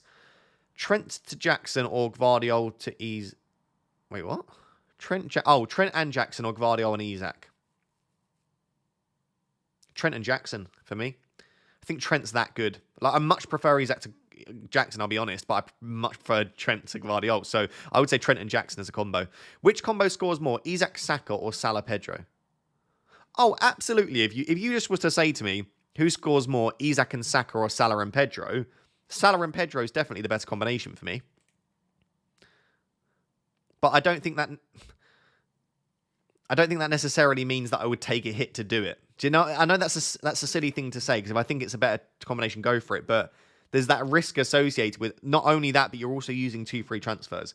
So I don't think it's as simple as that. But yes, Salah and Pedro is the better combo. I have 1 transfer to make, either Havertz to Pedro or Smith Rowe to Minte. What are your views?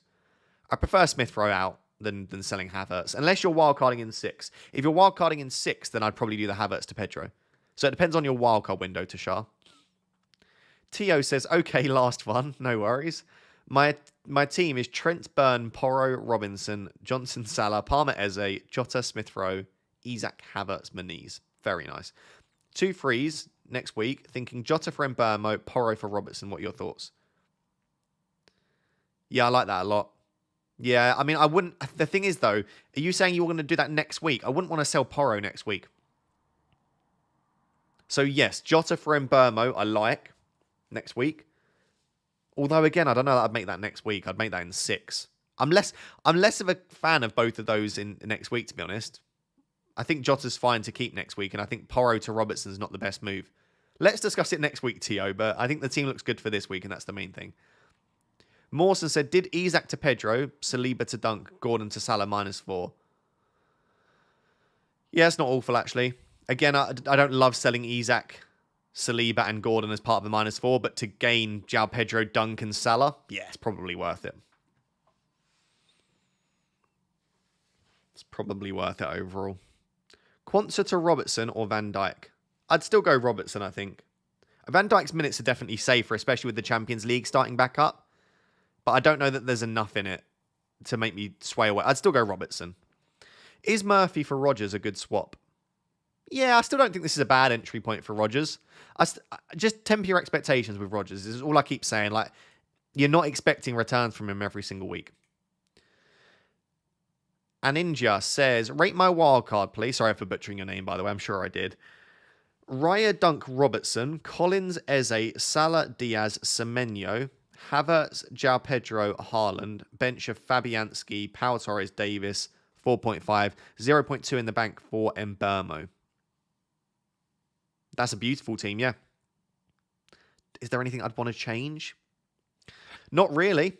I think that's really strong. I like a couple of the different picks in there. Collins is pretty cool. No one's really speaking about him. Having Havertz in ahead of time. I like Robertson. Yeah, I find it difficult to argue with that as a wildcard draft. Very nice. Ryan has become a Rap Tier 1 member. Thank you very much, Ryan. Welcome. Welcome, welcome, welcome.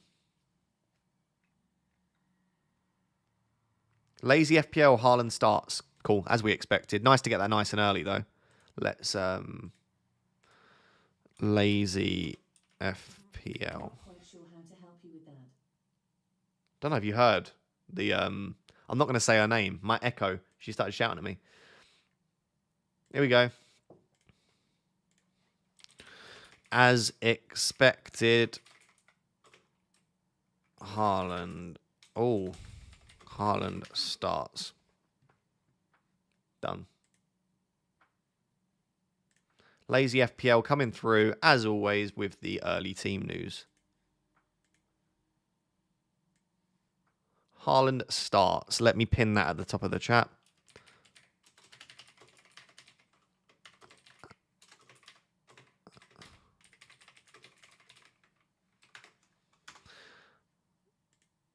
There you go. Haaland starts as per a reliable source.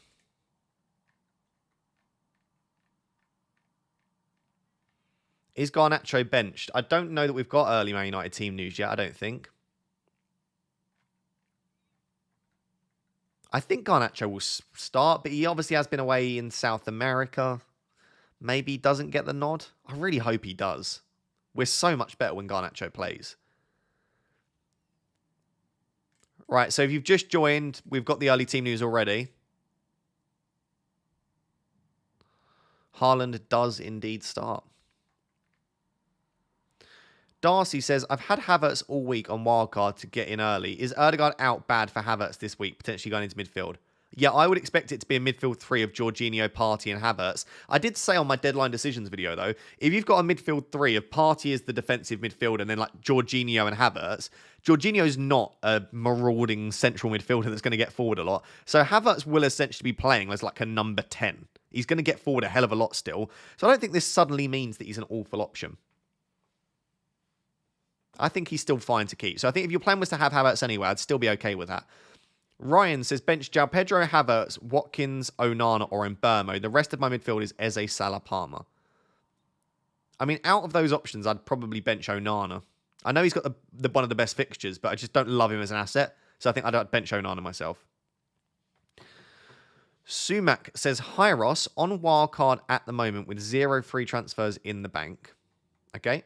Would you start with 1 Haaland, Semenyo, Welbeck? I mean, you'll have 1 free transfer, by the way. Anyway, sorry. Haaland, Semenyo, Welbeck. I have to sell Salah to get Saka this way. Or 2, start with Saka, Watkins, Havertz, and sell Salah and Watkins to fund Haaland in game week 7.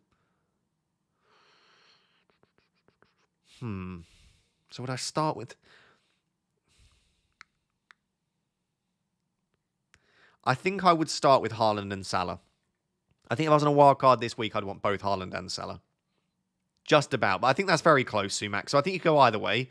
But yeah, I would start with Haaland and Salah. Yep, if you've just joined, Haaland does indeed start, leaked from a very reliable source. So, as we expected, I would captain Haaland, I would own Haaland. If you've got Haaland, you're feeling pretty happy now. 2 free transfers, Game Week 6 wildcard. Gabby, Robertson, and Smith Rowe, Minte. Wait, what? 2 frees, Game Week 6 wildcard. Oh, would I sell Gabriel to Robertson and Smith Rowe to Minte? Yes, sorry. I like that as a set of moves. Yeah, I like that a lot. DK says, I have 1 free transfer, 1 million in the bank. Could do Ahmad to Minte or Rogers. Any news on Ahmad starting? If not, I'd have to start Saliba and bench Ahmad. I'd be tempted by Ahmad to Minte anyway. But yeah, if Ahmad starts, you don't want to. Let's wait. There's no news at the moment, but in the next 55 minutes, we could get news that Ahmad starts or not. If Ahmad starts, I'd just roll with it. If he doesn't, or we don't get news, Ahmad to Minte is not an awful transfer for the next couple. MN Chuckster says, good morning, my favourite egg. Good morning. Got my team sorted this time, so I just wanted to send some good vibes and wish you and all the viewers, good luck this game week. So happy FPL's back. Enjoy your weekend. Thank you so much. The positive vibes. We love to see it. Look at the smile you've put on my face. Thank you very much, mate. I appreciate it. Very kind of you. Benjamin says, good morning. My team is Raya, Munoz, Gabriel Robinson, Eze Nkunku, Smith Rowe, Salah, Rogers, Isaac Haaland, Barco, Quansel, Wood. Okay, that's not a great bench. Any suggestions? I have 2 free transfers and 0.3 in the bank. Defence isn't awful. I mean, you've got double Arsenal defence, but it could be worse. Eze Nkunku, Smith Rowe, Salah, Rogers, Isaac Haaland. Okay, so I think you either sell Nkunku for Matoma or Minte, or you sell Wood for Welbeck or João Pedro. So I would be selling either Nkunku or Wood for a Brighton attacker. And that's my recommendation. As to which one you go for, completely up to you, whatever feels right. AG has been a member for 34 months, almost 3 years. That's crazy. Selling Nkunku to Matoma or sell Cannon to João Pedro and bench Nkunku/Saka. Also bench Saliba or Porro this game week. I would be tempted to just do Nkunku to Matoma just to get rid of Nkunku, because even if he starts this, it's just an issue, isn't he, moving forward? Also bench Saliba or Porro. I'd bench Saliba. So I'd start Porro and I'd sell Nkunku for Matoma. That would be my set of moves. Trent, Nketiah, Semenyo, or Robertson, Solanke, Adama. Trent, Nketiah, Semenyo, or Robertson, Solanke, Adama. I like Trent, Nketiah, and Semenyo. Nketiah is a cheeky punt. I don't know how many minutes he'll get this week, but he's clearly been bought to start as per Glasner's press conference. So yeah, I like him. Own Salah, Saka, Isaac. Own Salah, Saka and Isaac out for Haaland and Minte in. If it's for free, yes. If it's for a hit, no. That would be it.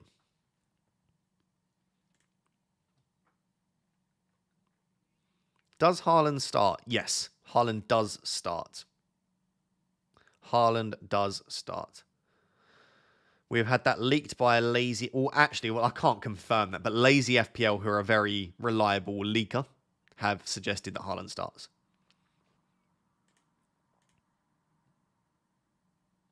What are you leaning towards doing, Ross? Probably rolling. I'm tempted by Muniz or Cannon to João Pedro or Welbeck. I'm also tempted to do Rogers to Bruno Fernandes, but all of those moves feel like I'm slightly forcing it, and I think 2 free transfers next week could be useful. And also, if I don't have to use 2 free transfers next week, then I've got 3 free transfers. If I don't have to use one, next week, I have 3 free transfers for Game Week 6. And obviously, if I don't have to use one then, well, then that's fantastic. I can carry those through from the wildcard that I'm planning on doing in Game Week 7. So I would like to get to a point where I have a few transfers banked. It would be much useful. How much better is Haaland data than Salah? Here you go. Player comparison. By the way, if you still want to get 50% off from Fantasy Football Hub, there is a link down below in the description.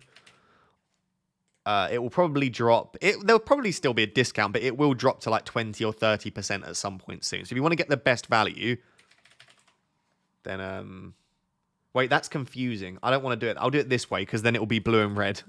I know that's a bit OCD to do, but it will be easier, because then Haaland will be in blue and Salah will be in red.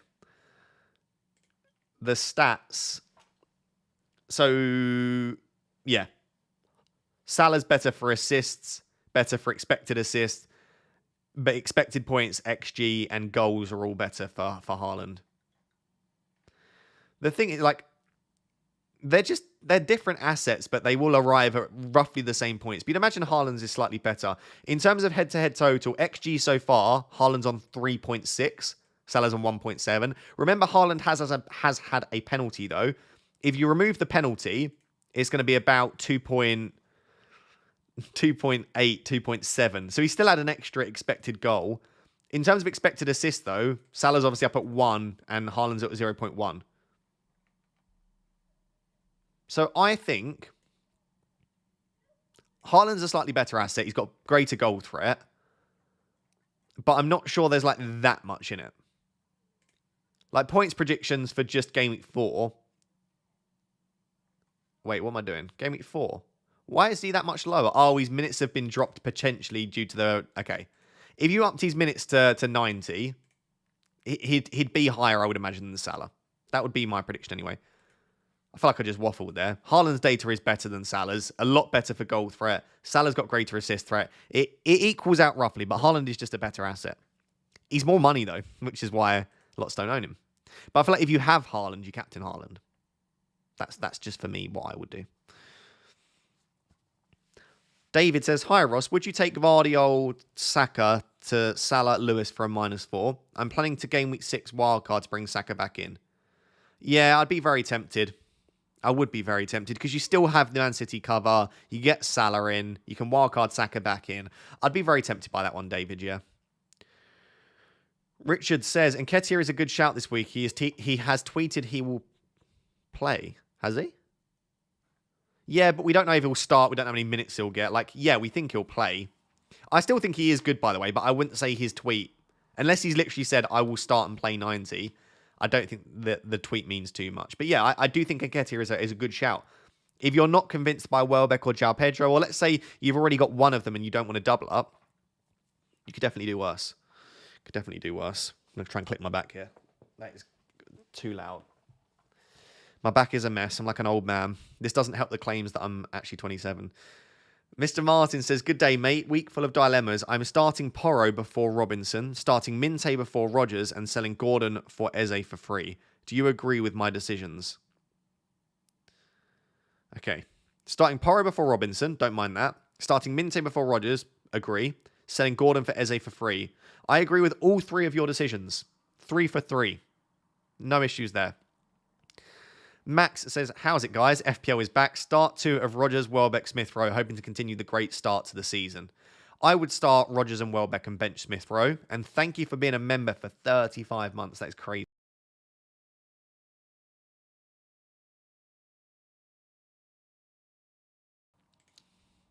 Hi, I'm on wildcard. Trent and Robbo or Trent, Porro and Lewis? I like Trent and Robbo, but who's going to be your third starting defender then? If you then have to start like a £4 million defender, then I don't love it. But yeah, I love the idea of Trent and Robbo. Wissa or Nketiah or Nicholas Jackson, but Raya and Henderson to Verbruggen and Flecken. I like Verbruggen and Flecken as a combination, actually. Probably more than Raya and Hendo. So I don't know, maybe do like the cheapest of all of it. I don't mind like Nketiah, Verbruggen, Flecken. And then that gives you loads of money to play with. Yeah, I really like the Verbruggen and Flecken double up on wildcard. It just gives you a really nice rotation. Hi, Ross. Just wildcarded. Okay, nice team, Carl. Any thoughts? I think Luca Dean, again, I'm a bit unsure if he starts every match once the Champions League kicks in. So maybe a Pau Torres or Contra is a little bit safer. I love that you've got Mbermo and Wissa in the team ahead of time. Yeah, honestly, no, not really. It's a really nice team. Nice squad depth. No major issues with me, Carl. I'll give it a 9.1. 9.1. Am I crazy contemplating Isak over Salah captain? Not crazy, but he's not at home. If it was Wolves at home, maybe. And also, Newcastle still haven't quite clicked. So yeah, this could be the week that they do so. But I kind of feel like I'd want to see Newcastle back playing really good football again before I trusted Isak with the armband. Ed Vigio says, start Armstrong or buy João Pedro, bench equals Rodgers. I would just play Rodgers instead then. Yeah, I'd be pretty happy playing Rodgers, I think. But Armstrong is an issue, so maybe you just want to sell him and get it done. Haaland starting. Did you see the news? Yeah, if you look pinned in the chat, Haaland is starting. So if you've just joined the stream, firstly, welcome. Make sure to subscribe. I'm going to try and get a bit of back support or something here because my lower back is dying. And yeah, Haaland does start. So if you've got Haaland and you wanted to captain him and you wanted that confirmation, as per a pretty reliable source, which is Lazy FPL, Haaland does start. We expected him to anyway, but it's nice to get that confirmation nice and early. Nana Raptor says, Ross, I put Matoma in for Erdegaard. What do you think? I love that move. That is a fantastic move, Nana Raptor. Yeah, really nice. Yeah, a bit of a shame about Erdegaard, but with the next two fixtures anyway, I wouldn't have minded that move even if he was fit. So the fact that he's probably injured, even if he's not, I really like that move. Yeah, Matoma's great. Who to bring in place of Meniz? João Pedro, Welbeck, and Nketiah would be my top 3 picks. Whistler if you're looking a little bit longer term. Who are the best £4 million defenders? I would imagine probably Greaves still. After Greaves. Harwood Bellis is probably still up there. Maybe Van den Berg long term if he can get into the starting 11 on a consistent basis. Have I missed anyone? I think it's still Greaves for me. Maybe Mosquera of Wolves, but I don't love a Wolves defender.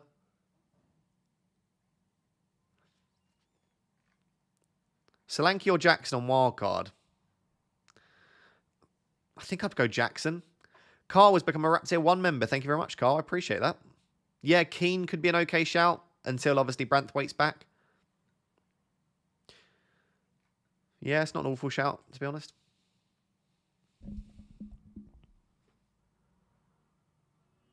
Who is the best £4.5 million defender? I would say still probably Contra or Pau Torres, but I think Dunk's absolutely fine. I think Davis is good.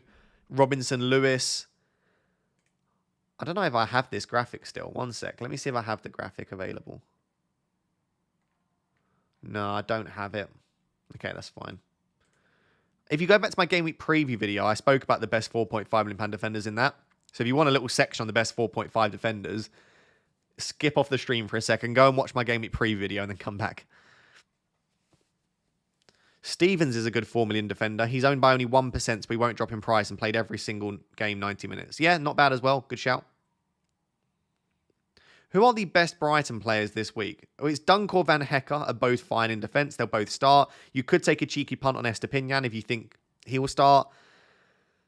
And then I think Welbeck, João Pedro, Minte, Matoma are all fine. It depends on what price you're looking, what position, your risk tolerance, projected at future minutes.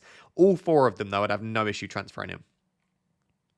The thing is, I'm not necessarily sure you are keeping a Brighton asset that long term, so it probably doesn't matter as much. Johnny says, up the Villa. Big up to the Villa. Play Saliba or Robinson, and Vice-Captain Jota or Eze. Vice-Captain Eze for me. I think Eze's great, as per my Vice-Captain. Play Saliba or Robinson. I would just about lean Robinson myself.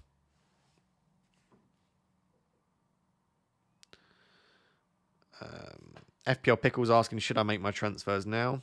Yeah, I think you're safe too. Haaland starts.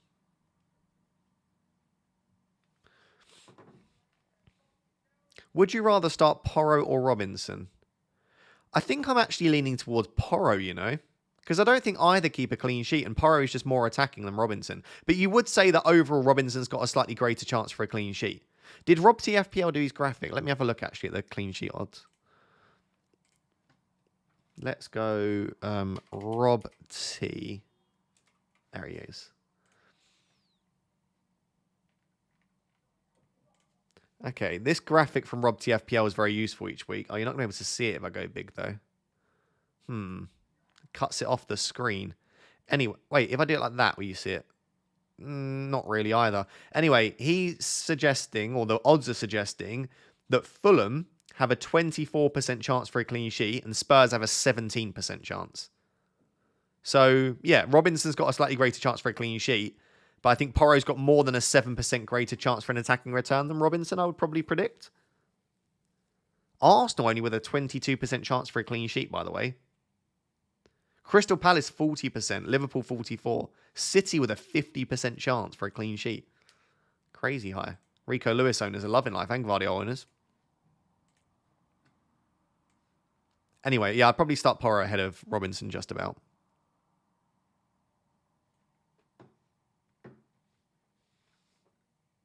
Where is Pickle today? Pickle's on a train at the moment. She normally stays with me for the weekend, but she's busy this weekend, so she came to me during the week. So she's on the train back home, sadly. So she's missing the deadline stream. Solanke or Gabriel start? Love from New Zealand. Big love. I'd start Solanke. I think there'll be goals in this game. Do you know what? That's a great question. Chat, what do you think the Spurs versus Arsenal game score will be? Spurs versus Arsenal. What's your predictions? I'll let you know my prediction in a second once I've seen your predictions. Welbeck or João Pedro? I still think João Pedro just about, but I don't think there's a lot in it. Oh, my camera's gone. Fantastic. 2-2. 3-1 Arsenal. 2-2. 2-1. 2-2. 3-2 Arsenal. 3-2 Arsenal looks very popular. Yeah, 3-2 Arsenal. 3-1. Spurs 4-1. If Spurs beat Arsenal 4-1, that would be absolute chaos on social media. I can't see it personally. I think you could take out Rice, Erdegaard, Gabriel, Ben White, and I still don't think Arsenal would concede 4 goals in a game like that, but maybe. Oh, my camera just doesn't want to work. Doesn't want to work, chat. 7-0 Spurs. Spot the Spurs fan. I actually do think Spurs could get a result here. I don't think they'll... I'm going to actually agree with you 2-2. I think 2-2 is a very likely result here. Would you say Muniz over Gordon today? No, I'd probably start Gordon, actually. I just think that Newcastle are a better attack than Fulham. 1-1. Some people think it could be low scoring. I've seen a lot of like 0-0, 1-1. It could go the other way. It absolutely could. It could be a little bit cagey, but without Declan Rice, probably without Erdegaard, Spurs are going to have to see this as a game they can really go for. And I just don't see Arsenal just sitting back and absorbing the pressure, so they're going to go for it as well. How many seasons has it been with camera issues? 2. This is the 3rd season. I know. Listen, it's part of the charm, I think. Probably not. Hey, you beautiful egg. How are you and the missus? Good, thank you. We're good. Thank you for calling me beautiful as well, Josh. What the United versus Southampton prediction? I think we'll win 2-1. I think we'll beat Southampton 2-1. Do you think Sterling will start? I think Arsenal's lineup will be Martinelli, Trossard, Saka, Jorginho, Partey, Havertz. That's my prediction. Don't know if that'll be correct or not, but Sterling could start. Jesus could start as well, but I think it will be Martinelli and Trossard as the left winger and the number 9. Is Konate benched? I wouldn't think so. I'd imagine he starts. Either Nilsson or Smith Rowe, who to bench? I'd probably start Smith Rowe there. Is Minte for Gordon a good move? It's not a bad move, but I also don't think it's a move you have to make. You've got just over half an hour until the deadline. In terms of early team news, the only thing we know is that Haaland starts, according to a pretty reliable source. Jack says, debating between Gordon and Smith Rowe, what are your thoughts? In terms of who to start, I'd start Gordon probably myself. Darren has been a member for 17 months. Thank you very much. Eze or Madueke to replace Nkunku? I'd probably say Eze. Yeah, Eze for me. I just think Eze's brilliant. Teen says Jackson, Minte, or Welbeck/Diaz. Consider minutes. I think I prefer Jackson, Minte as a combo. Will has been a member for 5 months. Thank you very much, Will. Wildcard, pretty sure in Game Week 6. 1 free transfer. Gordon to Diaz, Minte, Matoma, or Muniz to João Pedro or Roll. Ooh, 1 free transfer. Gordon to Luis Diaz, Minte, Matoma.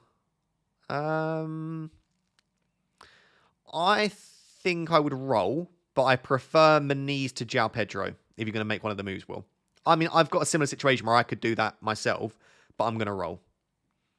JSY says, have a great weekend, mate. Quick one. Start one of Gabriel Wood Porro. Cheers. Firstly, thank you very much. Secondly, I would start Pedro Porro out of those. Fuel Your Grind says, hope you're well. I'm very well, thank you. Everyone's so polite. Start Wood or Smith Rowe. I'd start Smith Rowe. I don't know that Wood is definitely going to start, given that he was playing in the early hours of Wednesday morning in, was it the US? Look at Mark Goldbridge's tweet. Okay. He does sometimes get early team news, I suppose. Not always reliable, but we can look. What was it? Mark Goldbridge. Same team as Liverpool, some say. Brave decision, especially when there should always be consequences to having your handed on a play by in your own manner by your biggest rivals. Sorry, Ahmad didn't start against Liverpool, so one change. Okay, so Ahmad starts then. So this here suggests that Ahmad starts for those that were wondering. Possible. Yeah, I don't know that I'm massively trusting. I think he's just going based off rumours, but yeah, looks like Ahmad might start then. Let's see if we get more reliable team news, but that's according to Mark Goldbridge. Again, I don't know that you necessarily want to trust massively, but there we go.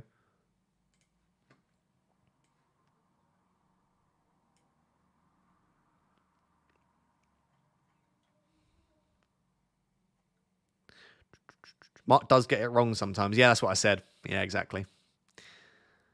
Dunk or Lewis on a wild card? How about Lewis Dunk? No joke. Terrible dad joke. I'd still go Lewis Dunk probably ahead of Rico Lewis, just about. In terms of favourite 4.5s, I think safety and just fixtures, minutes, etc. Like a Dunk, Konsa, Pau Torres, Van Heck, the two Brighton centre-backs, the two Villa centre-backs, and then after that it's Rico Lewis. If it gets confirmed, should I start Ahmad over Smith Rowe? Yeah, I feel like if Ahmad is confirmed to start, you've got to start Ahmad against Southampton. It's a great fixture. Hi, Ross. Great content as always. Today, play Mazraoui or Porro? I think I'd start Mazraoui. Yeah, he's got to play the fixture there a little bit, I think. Ross, mate, what joke was that? It was just a Rico Lewis Dunk joke, isn't it? Man, I was debating Ahmad for my draft. I'm hoping it's Ahmad and Garnacho and that Rashford's been dropped. I just think those two deserve a start. If Ahmad starts, would you bench Ahmad or Rodgers? If Ahmad is confirmed to start by someone more reliable, I'd start Ahmad ahead of Rodgers. Any team news leaks? The only leak we've had that is reliable is that Haaland starts. We've also been informed that, according to Mark Goldbridge, is that Ahmad also starts. It's Ahmad and Rashford, apparently. According to who? Who says this? Where can I find this information? Not that many people have Man United assets, by the way, but Semenyo or free up funds. I need there's so much more context than that, but Semenyo's great. I also don't think you need him until Game Week 6. Rob Dawson. Okay. Yeah, I trust Rob more.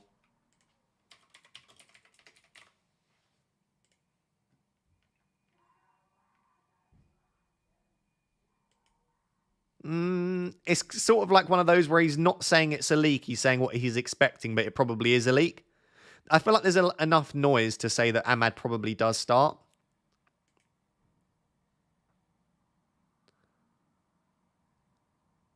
Yeah. Yeah, maybe you risk it with Ahmad.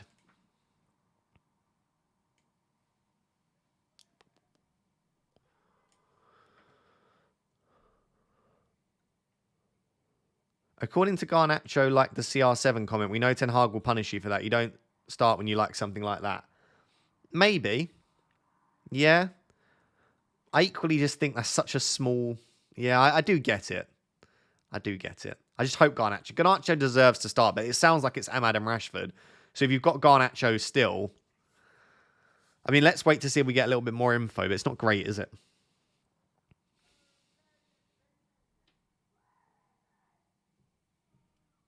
Hi, Ross. Best midfielder. Salah. And if you're looking for a cheaper price, Eze. If you're looking for an even cheaper price, probably Minte. Cold Palmer starts. Who says? Oh, we expect him to, but is there a reliable source that I can point to? Even though CR7 is right, yeah. I'm not going to comment. Haaland or Salah captain? I think Haaland if you've got both for me, but I do think it's very close. Rob Dawson confirmed Ahmad starts. Did he? I thought he said expecting. He didn't say he did.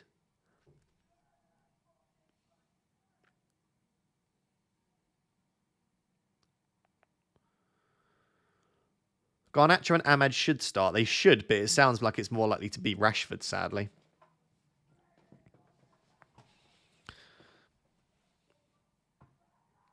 Sorry if you can hear shouting outside, by the way. There's very, very sadly a guy that takes far too many drugs in Nottingham that goes around screaming, and he stood outside my building absolutely screaming at the top of his lungs.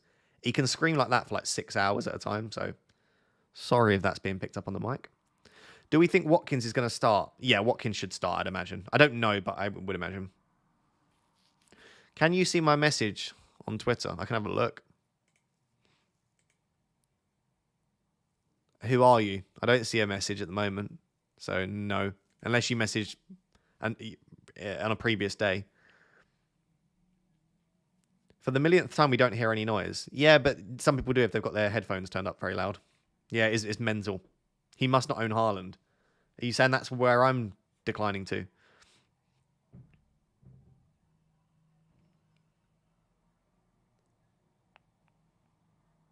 Sorry, Ross, I'll try to keep the noise down. Do you think Nkunku will start? I'm giving up guessing if Nkunku will start. I feel like he actually might on this occasion, but I'm going to say no.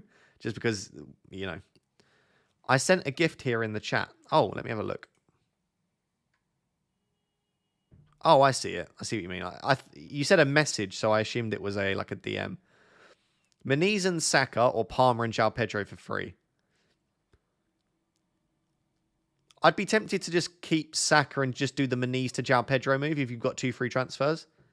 I don't know that you need to make both those, but in general, Palmer and João Pedro is a better combination than Saka and Muniz for sure. Karthik says bench 1, Ahmad, Smith Rowe, Andreas, and Rogers.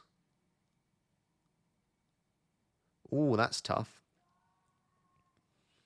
I'd honestly be tempted to bench Smith Rowe and I'd start Ahmad, Andreas, and Rogers probably. Hi, Ross. I just joined. Do we have any news on João Pedro? No João Pedro news. The only early team news we've got is it looks very likely that Ahmad's going to start, according to a couple of sources. And then according to a very reliable source, Haaland does start. That's all we've got at the moment. And we've got just under half an hour until the deadline. So yeah, Haaland does start, according to sources. What is most important to you regarding how others perceive you? That I'm kind. That I'm kind. As long as people think I'm kind, then I'm happy.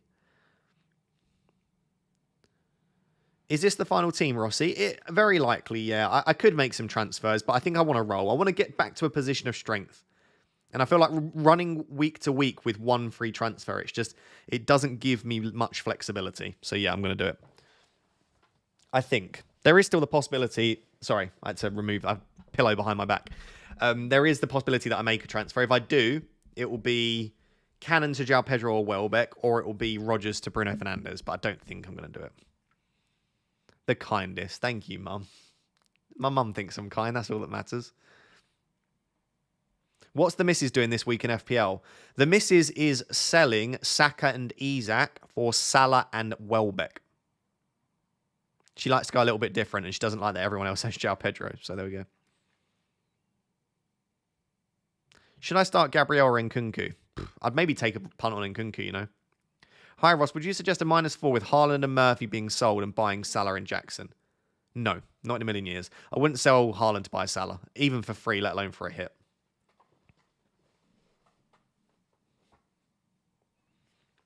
Is that for a hit? Is what for a hit? I've got 1 free transfer. Oh, for her. No, she's got 2 free transfers. So hers is for free. Duran or Calvert-Lewin? Calvert-Lewin, probably. Duran's just not going to get enough minutes, I don't think. What should I do with Solanke?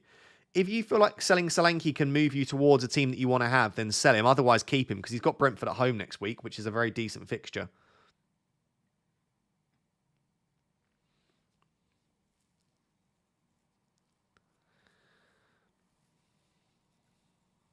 Does Ahmad start for United? There's a couple of people suggesting that he does. I've not seen anything super reliable, but there is enough for me to think that Ahmad probably does start, yeah. Why Porro over Gabriel? I'm predicting both teams to score, and so I'm backing the defender that's playing at home and has more attacking threat. But definitely, Arsenal will have a greater chance for a clean sheet, you'd imagine. Saliba to Robertson for free. Yeah, I like that, Hugo. I like that. I'm a fan.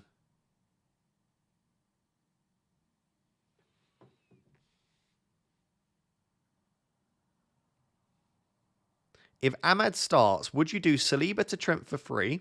We'll have 0 in the bank, meaning stuck with Ahmad for the future. Could do Robertson instead. What are your thoughts? Oh, that's a tough one. I would be tempted to go to Robertson then and just leave yourself some flexibility moving forward, DK. Yeah.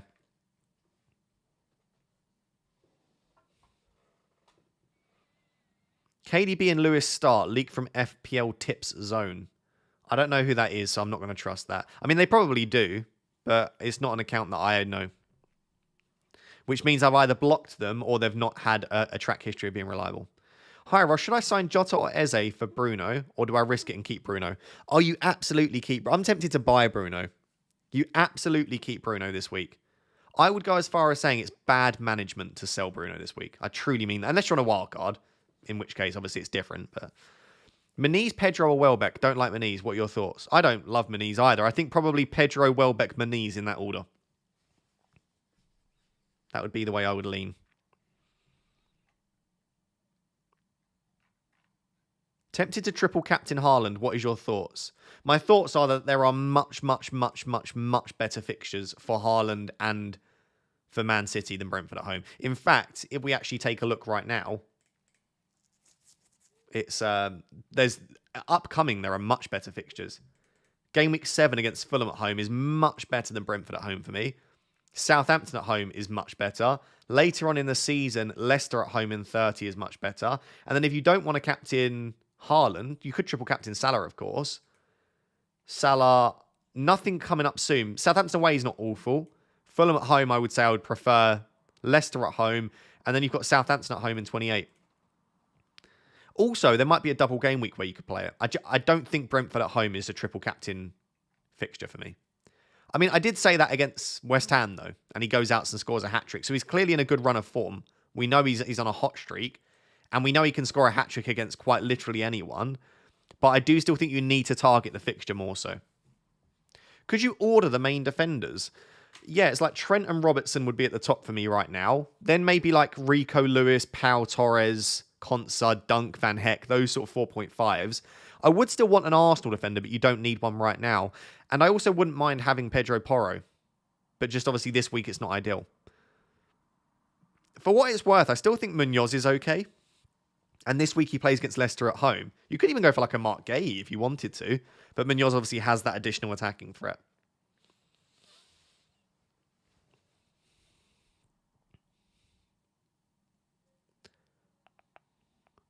Hi Ross, on Wildcard, Robertson, Eze or Luis Diaz?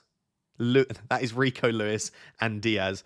I would say Robertson and Eze for me. Yeah, Robertson and Eze. FPL Mikel says it is nice to be important, but important to be nice. I would agree with that. I would agree with that a lot. It's not difficult to be nice. It's completely free. It requires no real effort on your part. Just stop being mean. Just be nice. Being nice is so easy. And I know not everyone has that same attitude and everyone's personality is different, but I think a lot of people just don't even choose to try and be nice. Like, it requires a little bit of effort, yes, but just be nice, Anyway, I'm not trying to lecture anyone. Sell Trent for Robertson for budget. On a wildcard, maybe, but I wouldn't be selling Trent with a transfer. That's a crazy use of a transfer, I think. Yes, Haaland is starting according to Lazy FPL, who have been very reliable in the past. Pedro over Welbeck because of pens. I'm feeling Welbeck. I think if you're feeling Welbeck, go for Welbeck. I think Welbeck's an equally good option. I think Pedro does edge it because longer term, Pedro's minutes are better. And he's on penalties. And I just think he's more integral to that attack. You could see a situation where Welbeck does get benched because they decide to go with like Ruter and João Pedro. Or Enciso and João Pedro. I don't see that they would bench João Pedro at the moment. So I think João Pedro is slightly more nailed on. Hey, Russ, a weird question, but I'm on Wildcard and I have Pedro and Welbeck and can upgrade one of them to Jackson. Any thoughts on that?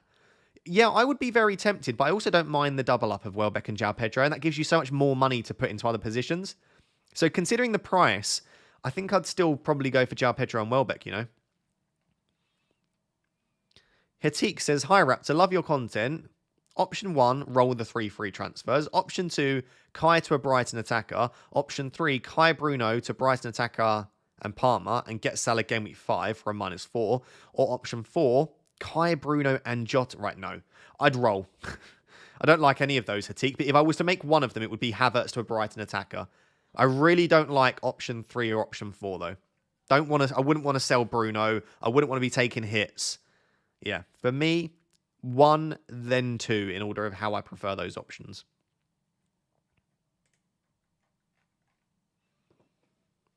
Gordon to Eze or hold.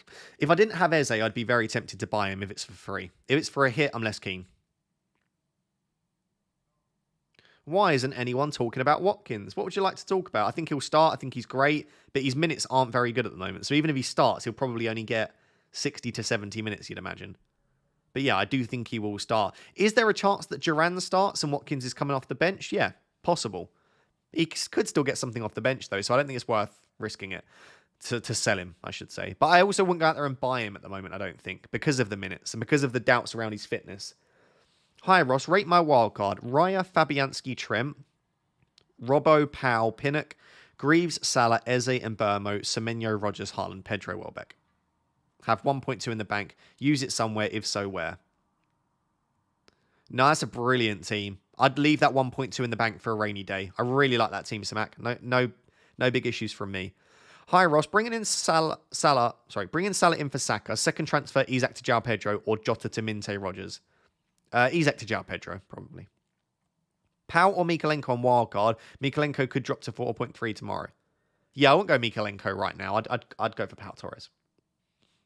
On wildcard, double Liverpool defence or attack? Defence for me. Salah for Saka or Trent for Aina? Oh, I'd still probably get Salah as a priority, but I really like Trent for Aina, so that is tough. I'd still prioritise Salah. Is this your team or are you still tempted by changes? I think I'm going to roll the transfer in all honesty, but yeah, there is a chance that in the next 15 minutes I'm urged to make a move. Do I think Xerxes will start? Yeah, I do. Yeah, I think Xerxes will start. Why is Adama going under the radar? He's just 5 million. It's just that the fixtures are starting to run out for Fulham. Not bad, these 3 here. But then it's just not a really very nice run. And also, he did well, but it was against Leicester and Ipswich. Like, they've had very good fixtures, Fulham. So I think you do need to take that into account. So Yansar has become a Rap Tier 2 member. Sorry for butchering your name, but thank you for supporting. I appreciate it. Hi, Ross. What do you think about Jackson for Darwin? I mean, you're selling one troll for another, but yeah, I do like the idea of Jackson ahead of Darwin. Absolutely. If you've got Darwin, he probably needs to go.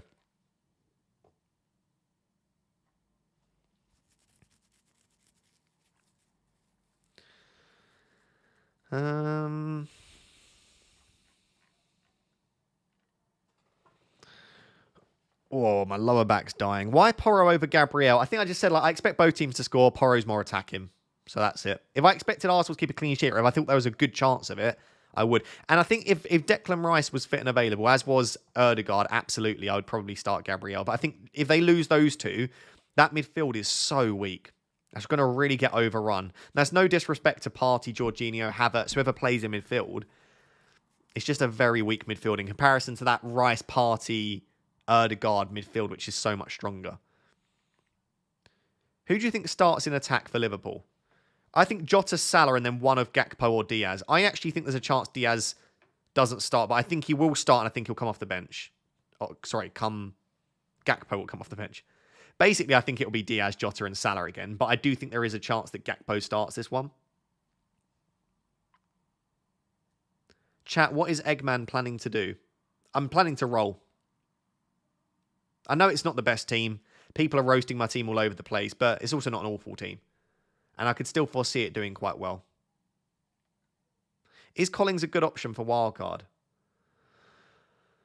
Not awful, yeah. I think he's pretty nailed on, should start.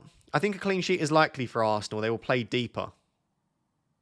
they won't play. I don't think they can play deep in a North London derby. They will get crucified by fans. I think they've got to go for it still. And I don't think they play. I don't think they'll see this game as a game they have to play deep. Arteta will still trust his team. I just think it's a weaker team in general.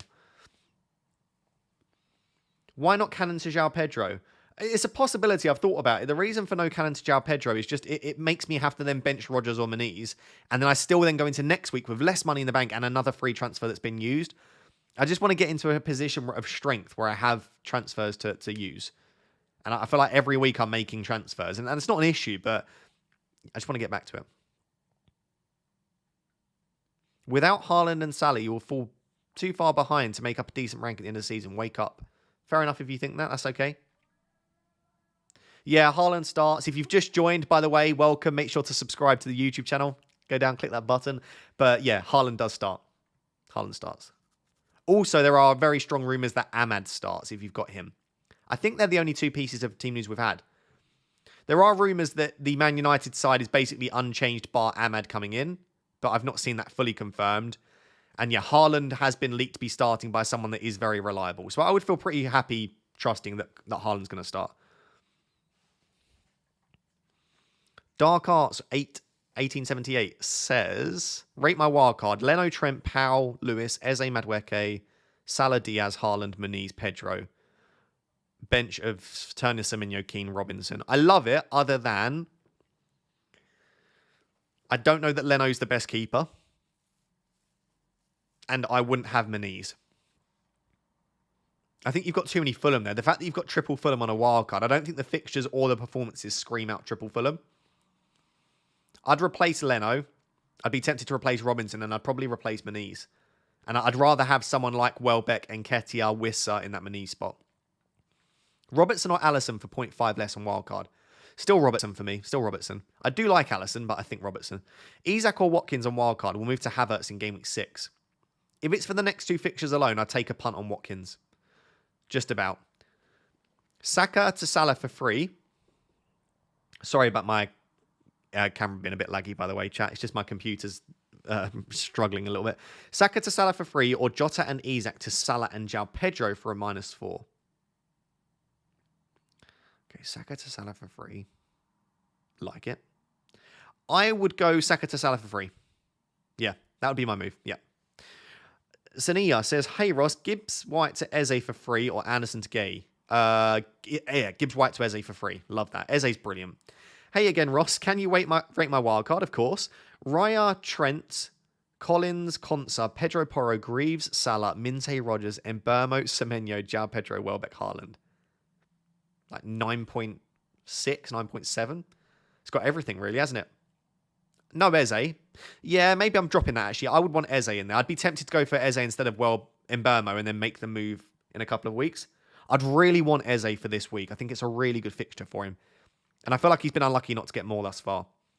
Bruno to Palmer or Bruno to Salah and Isak to João Pedro for a -4 or do it in game week 5. I don't like the idea of selling Bruno this week, so I would do it in game week 5. Ahmad or Rodgers to start in as the 4th mid. I'd start Ahmad. Yes, Ross, start Semenyo or Rodgers this week. Big love. I'd start Rodgers this week, and thank you very much. I do like Semenyo, but I just think Rodgers has the better fixture, doesn't he? By the way, you've got just over 10 minutes until the deadline. Make sure you get your teams locked in. Make sure you get your teams locked in. Start Ahmad or Muniz. I think Ahmad. Is Flecken to Verbruggen worth my only free transfer? No. Not at all. You're going to want Flecken back in a couple of weeks.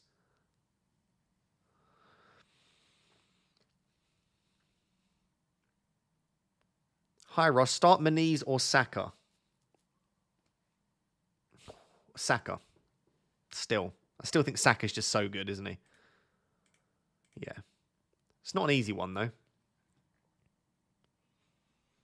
Make sure you get your teams locked in. Make sure you got your vice captaincy sorted. Make sure that you got your bench order sorted and all of that lovely stuff. Saka to Salah -4. It depends on everything else, but yeah, yes, in general, I would try and get Salah in, but I don't like it for a hit. I'd ideally want to do it for free, and maybe therefore I'd be tempted to wait until game week 5. Yeah, I'd need to know more in terms of the context there, unfortunately. But yeah, I think Salah in makes a lot of sense. And if you just want to get it done this week, just go and do it. Does Haaland start? Yes, Haaland starts. According to Lazy FPL. Not my own source, so I can never 100% confirm it.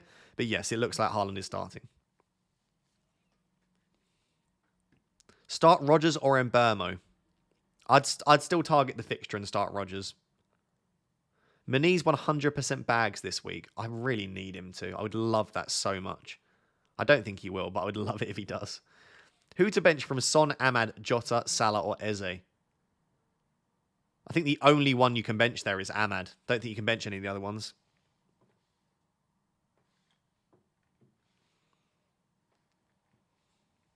Captain Haaland or Palmer? I don't mind Palmer captain, but I just don't think you can. Like, I don't. Nothing to me screams Palmer is better than Haaland this week. I don't even think I love the fixture that much. It's not a bad fixture, but I don't love it that much ahead of Haaland. I just captain Haaland.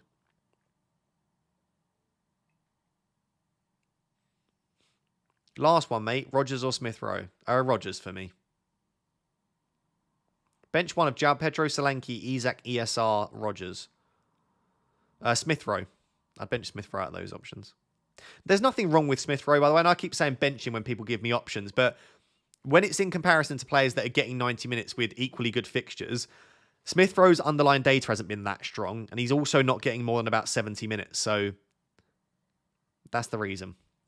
Start two from Ahmad, Nketiah, Rodgers. I'd start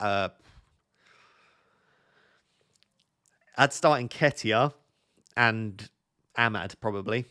Best 4.5 keeper is still Verbruggen or Flecken. It's up to you who you want to go for. Yeah. I'd probably go for Flecken if it was my wildcard. If you can get both of them in, great. It's fantastic news. Do I bench Konsa or Smith Rowe? In that case, I'd bench Konsa. I'd always try and start the attackers if you can.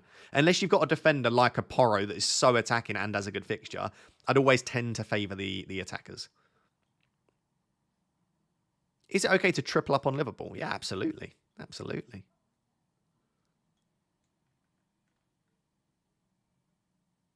Start Powell or Robinson? I think I'd start Pau Torres. Yeah, the clean sheet chance is just much, much higher. Watkins or Isak, please? I think whoever you've got, just keep. But if you're choosing one fresh, I'd just about lean Watkins. Isn't Konsa injured? No, Konsa was cleared by Unai Emery. He said he's fit and available for Game Week 4. Man United defenders, yes or no? No. Welbeck in for Manise for a punt. Yeah, if it's for free, I don't mind it. I still probably wouldn't do it, but I don't mind it for a... I don't mind it for a punt, yeah. Would you sell Smith Rowe for Rodgers? No, I wouldn't sell him for Rodgers, but I would start Rodgers ahead of Smith Rowe. Ross, start Madueke or Rodgers? In that case, I'd start Madueke. Smith Rowe or Semenyo? I think I'd start Semenyo. Better minutes. Fixture's not too much worse. They're both playing at home. Yeah, I'd probably start Semenyo ahead of Smith Rowe again. Hi, Raptor. Should I sell Saka for Palmer for a -4? Not for me, no. I don't mind it, by the way, but no. Raptor, despite all the pressure, you are still without Haaland. I admire the decision. You are a true PhD in psych. I'm just doing what I think is best for my team. And I think for my team, it still makes sense to go without Haaland. That's not me being stubborn. The surgery it requires, the players I'd have to sell, the lack of free transfers it would give me.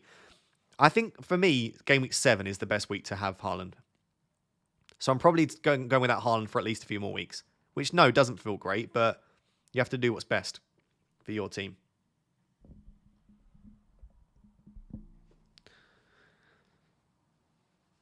Any Liverpool news? Not that I've seen, no. Sorry. No early Liverpool news at the moment. Last question. Start Raya or Fabianski? I mean, you might as well start Fabianski. I'd start Fabianski, but I don't think he'll feature. I think it'll be Areola. Gabriel Isak to Trent Welbeck for free. Yeah, do you know what? For free, I quite like that. Yeah, I'm quite a big fan of that, actually. Go for it. You've got just over 5 minutes, or just under 5 minutes now until the deadline. Make sure you lock those teams in. Does Pedro start? I think João Pedro will start, yes. No leaks, but I'd be surprised if he doesn't.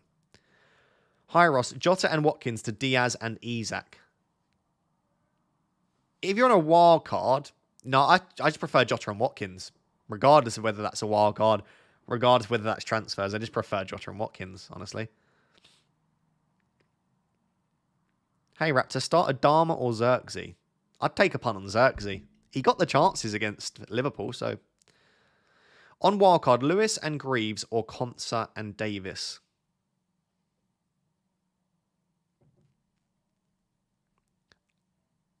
Konsa and Davis. Yeah, Konsa and Davis. Is Robertson the best defender 4.6 or below? No, I think he's the 5th best. I'd prefer Konsa, Pau Torres, Dunk or Van Heck, Lewis, Leaf Davis. I'd prefer all of those to Robinson myself. I feel like you've missed Robinson's good 2 fixtures. How about Foden as a punt?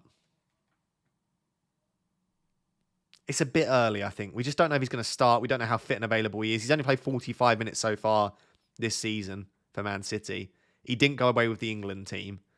I just think it's slightly too early to bring in Foden. I'd rather just go for De Bruyne now, and if Foden looks great, then you can sell.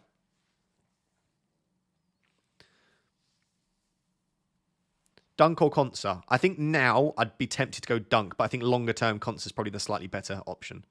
But Dunk does have that additional attacking threat and creativity. So, does Armstrong start? I think he will, but he's not nailed. And also, he's not a fantastic option regardless.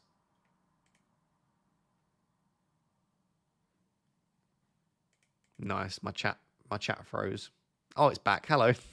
I was just looking at a blank chat. Semenyo or Pedro Porro? Love you, Egg. I love you too. I would start Semenyo. Start Porro or Robinson, or start both and bench Smith Rowe. I'd start Porro and Smith Rowe and bench Robinson.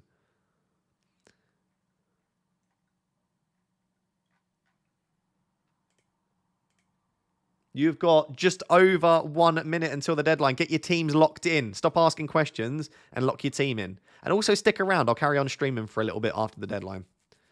Jota starting as per Anfield Insights. Yeah, they're actually quite reliable, aren't they? If it's the account, I think they're not too bad. Wait, what is their... Oh, I can't remember what their blinking at is. Is it this account?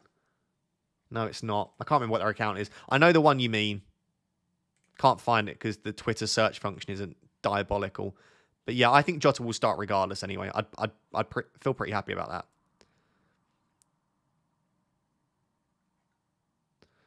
I'm home. Thank you for letting me know, Pickle. And Anfield Insights 9. Oh, it's too late now. We've got less than a minute till the deadline. Get your teams locked in. Get your teams locked in. Robinson or Konsa? Konsa for me. Gordon and Moniz start 1. Gordon. Ross, I've done it. DCL, Haaland and João Pedro. I love that front line, actually. Nice. Completely different to mine. Less than a minute. Get your teams locked. Rashford starts. Yeah, I expect that he will. Ahmad, Rashford, Xerxes sounds like it'll be the front 3. So Garnacho on the bench again, which keeps blowing my mind, but there it is.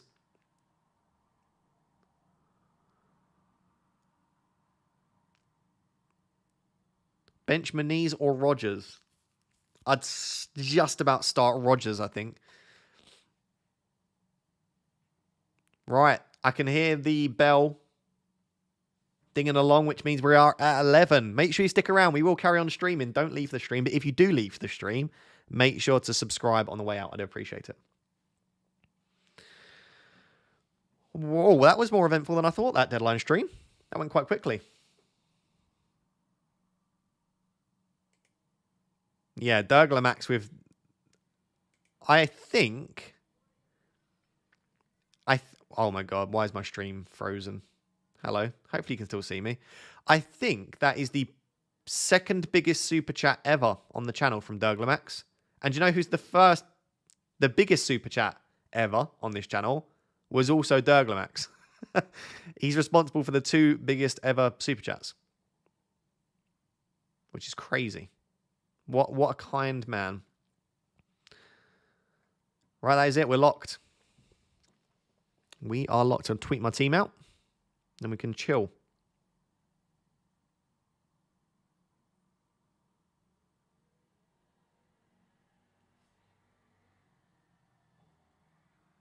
There we go.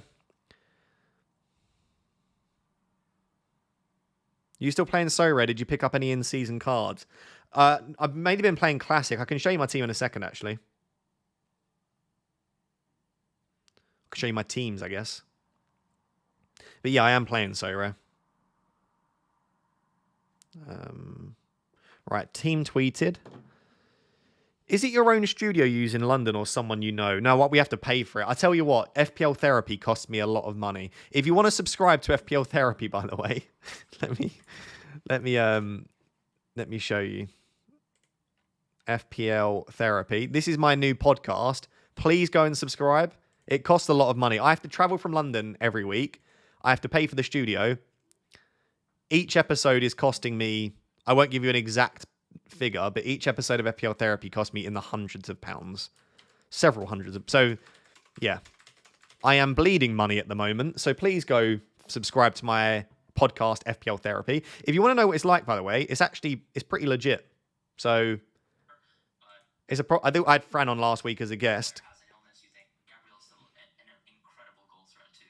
So, it's a proper in-studio podcast. You can find it on Spotify, Apple, all of that lovely stuff. Go check it out. In terms of SoRare, we might as well go on and... I'm not going to talk about SoRare the whole time, by the way, because they're not sponsoring this live stream, free promotion. But I will very briefly just show you my teams. Like I said, I'm mainly playing Classic. What's the best... Yeah, here we go. So this was my team for the Mbappe competition that I've spoken about.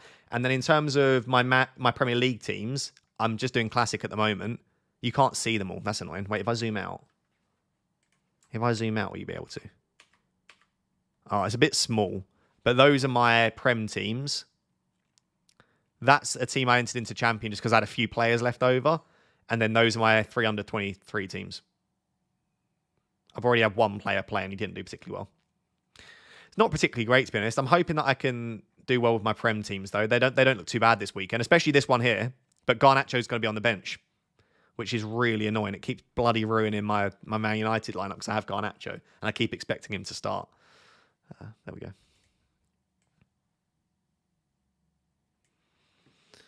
Looks like the SDS studio. No, it's not the SDS studio. It's such a good podcast. Please subscribe. Why does it cost that much? Well, because you have to rent... renting a podcast studio is so much more expensive than you think. Why do you have to go to London? I have to go to London because I feel like if you want the best guests, they're all... London is like a central hub. No one's going to travel all the way to Nottingham for me. Basically, every guest that I've had so far lives in London. So it's just so much easier to get guests if you do it in London. But thank you for all the kind words. I'm glad you like the podcast. Damn, I hope you've got a good accountant claiming all that back from HMRC. I've technically got a business, so FPL Raptor is registered as a business. So it's a business expense, yeah. But it doesn't mean that it's still not very expensive. Whale alert. Whale alert. That's funny. No, I haven't spent that much on SoRare. The therapy with only you was actually really good. Thank you, because there will be more in the future, so I'm glad you like it. I want to get FPL Pickle on at some point as well, so that'd be good. Hi, Ross. I'm loving FPL Therapy. You're getting really good at this malarkey. Thank you. Oh, look at all the kind words. I'm glad you like the podcast. I didn't know how it would go. Predictions for F1 race Baku today and tomorrow. I want to say Charles Leclerc on pole, but I worry that... I don't think McLaren are sandbagging, but like, where are they? What are they doing? I think Lando will probably stick it on pole, but I'd like to see a Charles Leclerc pole again. In terms of tomorrow, my big prediction, Sergio Perez to finish within 15 seconds of Max Verstappen. There you go. That's my bold prediction. Sergio Perez within 15 seconds of Max Verstappen. Perez is a beast around Baku. He's a beast. FPL Punk says, fine, Ross, I'll come on for an episode. We could do that. We could make that work. You don't live in London, though, do you? Or do you? We could make that work. It's a possibility.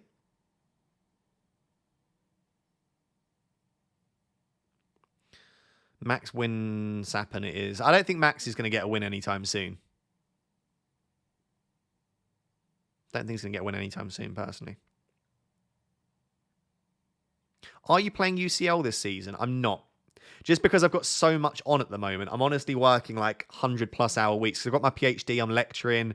I've got the podcast. I've got 5 FPL Raptor pieces of content per week. I'm doing loads of short form stuff this year. There's just so much on. That's probably like half of what I do. But I just think I probably could do with not also playing UCL Fantasy this year.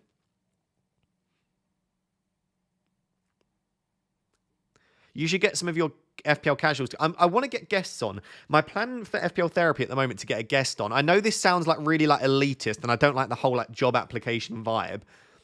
But I think what I'm going to do is some loud stuff going on outside. I think what I'll do is I'll open up like a drive, or like I'll get people to like transfer me like a little video of them talking. And I know that sounds really bad, but the issue that I run if I just invite random guests onto FPL therapy is it still needs to be good quality. And obviously the good thing is about if I invite people on that I know if they have the ability to hold a conversation. And whilst that sounds like something that anyone can do, there will be some people that don't know how to hold a conversation back and forth for an hour and a half about FPL. So I think what I'll probably do is I'll put out a tweet and I'll say, I'm going to get in the next few weeks a guest on, or maybe 2 guests. Maybe I'll do like a few. Can you please just send a quick 1 or 2 minute video of you talking about FPL? And that will give me an idea about, the quality of it they can hold a conversation. So just keep an eye out for that. Who's going to get polled today? Charles Leclerc. Charles Leclerc. Do you mean in person? Yeah, it's in person. I'm not doing anything over Zoom. It'll all be in person. So they'd have to come down to London as well, is the other thing, of course. How are we looking, mate? Yeah, good. I think the team's looking fine. I'm happy enough with it. It doesn't look great, but it's not awful.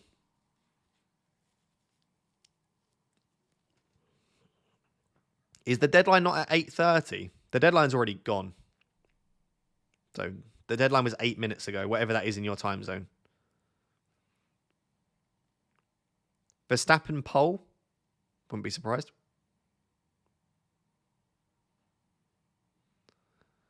Ross, would you consider an OnlyFans? I know a lot of people who would pay big money for that. I'm begging. Perhaps a nude FPL therapy. Depends how much money is big money, you know? How much are we talking? What guests are booked in? Do you know what? I can give you a sneak peek. I can give you for those of you that are still watching, you can get a sneak. So guests, I've got a lot of guests booked in. So in terms of guests booked in, we have got next week Redditor, which is Jack, you know, the guy that hosts the Fantasy Football Hub YouTube channel. So Redditor's booked in. We've then got Chunks. Chunks booked in. Big boy Chunks. Love to see it. FPL Chai, who's in the chat. Simon March. FPL Tom, if anyone knows, new YouTube channel. Very, very good quality content. I have Blind Tobes. If anyone watches his content on Instagram or TikTok, he's the blind footballer for England. He's coming on the channel. Organized therapy. I've got Baker from Above Average. I've got Will from Fantasy Football Hub. I've got Golden Fantasy Football from YouTube. These are all booked in. Chat, I'm on it. Don't think that this doesn't require the planning. I'm on it. We need Frosty on. Frosty's already been invited on the channel. And he said he'll think about it. FPL Tom is great. Yeah, Tom's content's really good. Yeah, Chunks will be a funny podcast. What about KSI? KSI's just too busy to lock down. I've not tried, but he did say, I listened to his podcast with Jake Humphrey the other day, and he basically said he's just so busy, he doesn't really say yes to podcasts. So he might in the future, but I don't think that's very likely. What about Stormzy? Stormzy's just so busy as well. He will be on it, absolutely. Stormzy will come on, but it's just about finding a time when I can get him on. Andy Martin, yes. But again, he's very busy. He's not got any annual leave left. So he said to ask him in the new year. Let's Talk FPL basically said no. He lives in Galway and he's never really over in London. So he basically said no. He wasn't rude about it, but he just said, like, probably not going to happen. FPL Chai, yeah. Chai, I'm looking forward to getting Chai on. Chai is delaying his flight by an entire day just to be on the podcast. What a legend. What a legend. He's going to literally go straight to the airport from the podcast recording studio. Seb Carmichael, yep. Seb on Golf, I'll absolutely reach out to at some point. Wait, did KSI say he's too busy for podcasts whilst on a podcast? He just said that he very, very, very rarely says yes to podcasts, was the point that he made.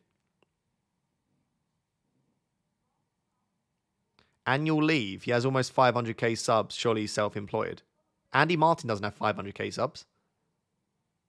Does John Nellis play FPL? I chat to John all the time. John's a good friend. He doesn't really play FPL much at the moment, which is why he's not come on the podcast. Otherwise, I probably would have already had John on the podcast. He does play it, but like really casually in the background, so not really worth having on. Micah Richards would be cool to get on. My agent is talking to Micah's agent. So if they can sort something out, yeah, for sure. I do really want to get a footballer on, but it's just very difficult. I've already had FPL Focal on. So Focal was the first guest, actually. But yeah, Focal will be coming back on at some point. Big Man Bakar would be great. I think Big Man Bakar lives in Pakistan. I think. I know he's from Pakistan, but I don't know if he lives there. But I'm 90% sure he doesn't live in the UK. Unless I'm wrong. Mark and Az. I've asked both already, and they both basically said they can't anytime soon because they're really busy. I've asked a lot of people, and they basically say they're busy, a lot of them. So, can you not do your podcast like how Jack does it for Fantasy Football Hub? No, I don't want to. I like it in person. I think it completely kills the vibe of what I'm trying to do if I have it over Zoom.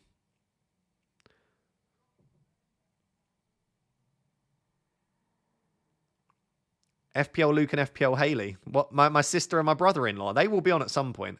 I'm sure Luke and Haley will come on. Maybe closer to Christmas when I'm back home, because it'll be nice because I can travel with them and stuff.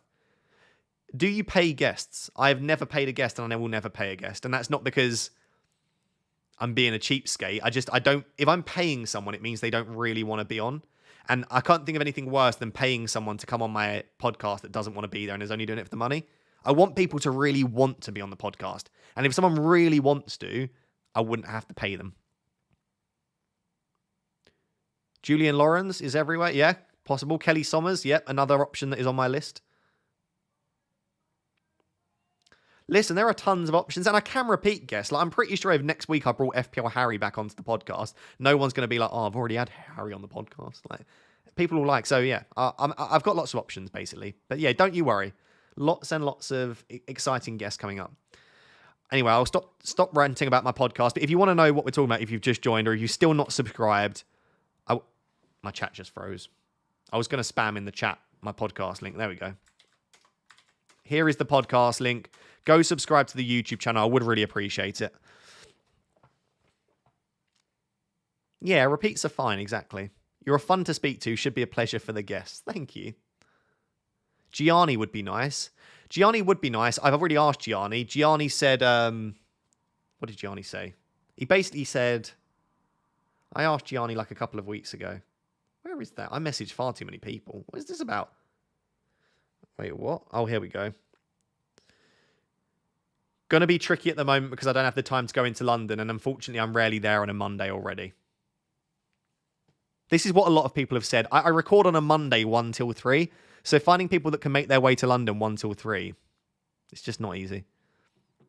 James Justin. James Justin is the sort of footballer that I would love to get on because he loves FPL, but getting a footballer to feature is going to be tough. Anyway, let's stop talking about podcast. Ask me other questions. Any other questions, non-podcast related? Who's spamming the chat with the links? Can we ban them? Yeah, ban the person that just spam the chat. Hi, Ross. What's the best bit of therapy you've learned for not caring as much and trying to be perfect all the time? Nathan, you're asking the wrong... But honestly, I'm very, very honest and candid on this channel.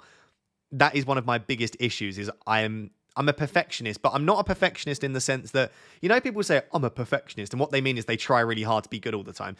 Perfectionism as a trait and as a tendency, it's crippling. Like you're so desperate to be the best at everything that you do. And even if you perform, like if I got 95 in an exam, my stupid brain is like, yeah, but you didn't get 100. Like let's say I do why is my camera going again? Let's say I do a really good podcast episode with a guest. My silly brain is like, yeah, but it could have been better. Or let's say if I finish 10k overall rank, I'm like, yeah, but you can finish 5k. It's crippling to be a proper perfectionist. So my advice, just try and appreciate the journey that you've been on to get to where you are and how far you've come. There's a book called The Gap and the Gain. And it basically says, rather than focusing on like how far you've got to go and how much more you could do, like focus on how far you've come to be where you're at. Oh my God, my camera is just having a fit today. So yeah, just try and focus on how well you've done to get to the point you're at and how much you've already achieved, I guess would be my major advice. Ericsson starts. Oh my Lord. One sec, I'm going to move over there now. I'm just trying to sort my camera out, basically. Yeah, man, I keep forgetting that the lineups come out slightly earlier this season, don't they? An hour and 45 rather than an hour and a half. Sorry. No, that's a lie. An hour and 15 rather than an hour. Thank you. Dear Lord. What are you having for dinner, Mama Raptor says? I don't actually know. Probably something cheeky. Probably like a Nando's or something. No, me. I just order takeaway. All of my money disappears on takeaways. What was I doing? Man United.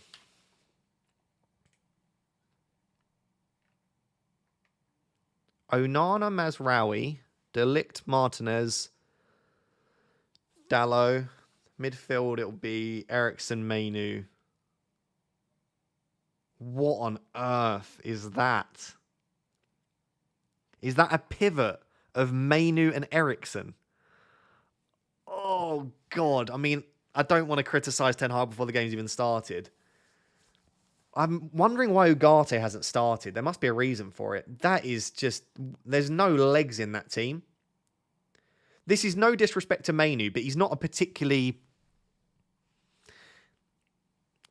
Like, he covers the pitch well when he's got the ball, but like defensively, that's not his forte. Ericsson's got no legs left in him. Bruno Fernandes never has had a pair of legs. He can't run. That's a weak midfield. I do not like that. And there's no disrespect to Ericsson. I love the man, but that's screaming halftime sub again, if you ask me.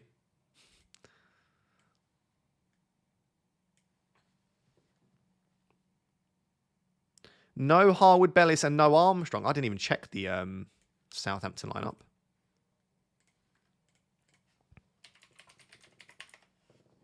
Southampton. Ramsdale, Sugawara, Bednarek, Stevens, Walker-Peters, Downs, Fernandes, Dibbling, Archer, Brereton, Diaz. Oh yeah, no Armstrong and no Harwood Bellis is a concern. That's a major concern. Especially for those of you that were relying on him moving forward. I got told by like every Southampton fan that he was absolutely nailed on. I need to just stretch my back one sec.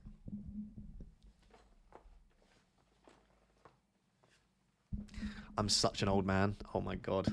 It's terrible. I don't understand why Garnacho's not starting. Perfect is the enemy of good. Exactly. I agree. Yeah, Ericsson starts. Crazy.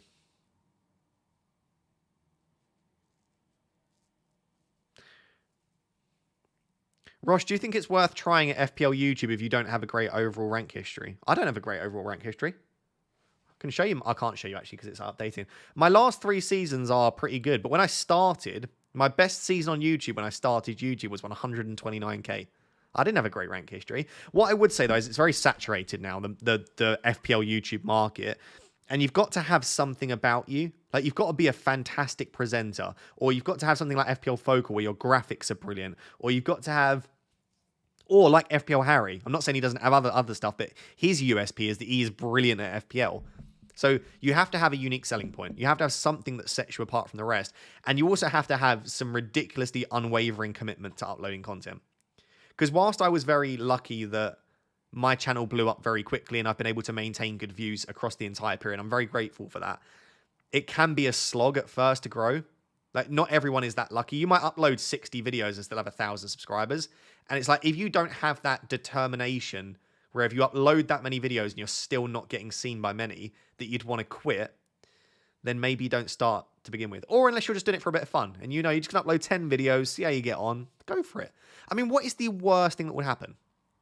The worst thing that will happen is no one watches your videos. It's a bit embarrassing. You delete the channel, move on. Right? And then at least you know that you've given it a go and you know if it's for you or not, right?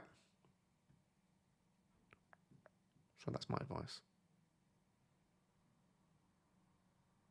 And iron the skin for when you get endlessly slagged off. Yeah, the thing is well, you do have to be very thick-skinned. Not when you're a smaller creator, actually. When you've got a few thousand subs, everyone's very nice. I remember back when I had like 5, 10k subs, I didn't get any hate. Everyone was lovely. And then the more people that subscribe to your channel, it's just undoubtedly you will have people that become very, very angry and aggressive and hateful. It's just part of it. If you're not willing to deal with it, you can't put yourself out there. Sadly, that's the way that social media is. Your strongest force as a YouTuber is that you're generally a nice guy to listen to. Thank you very much. I appreciate that. That's nice. I do think probably my unique selling point is my community kit. I knew I was going to mess that one up. My USP is my communicative skills. Big thumbs up. I can communicate fairly well. I think that would be my USP. Because I'm not great at FPL. My graphics aren't brilliant.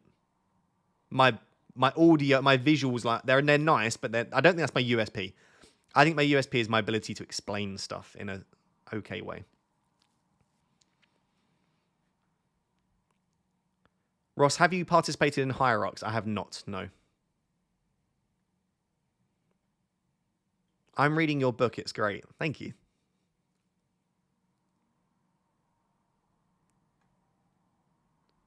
You do a lot of analysis, which is appreciated by all of us. How long does it take you to prepare for a stream? To prepare for a stream, like an hour just to make graphics and to make sure I've done my research. Videos take a lot longer. Videos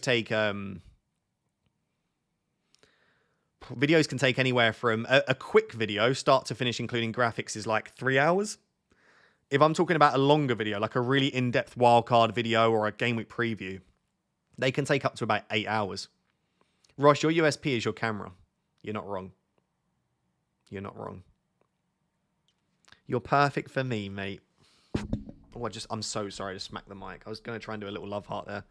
How's the gym going? It's okay. It's sort of like maintaining. I've lost a little bit of weight. I don't know if you can see in my face. I've lost about 4.5 kilos in the last 6 weeks, but I've just been so busy. I have missed a few gym sessions, sadly. You have a book. Must be living under a rock. What's it called? Oh, one sec. I'll get it. Oh no, I can't. Chat, I can't reach it. One sec. I feel like you're gonna see my booty if I bend over in front of the camera. No one clip this if you can see my booty. Let me make sure that nothing's showing. I don't want you to see the odd crack, you know.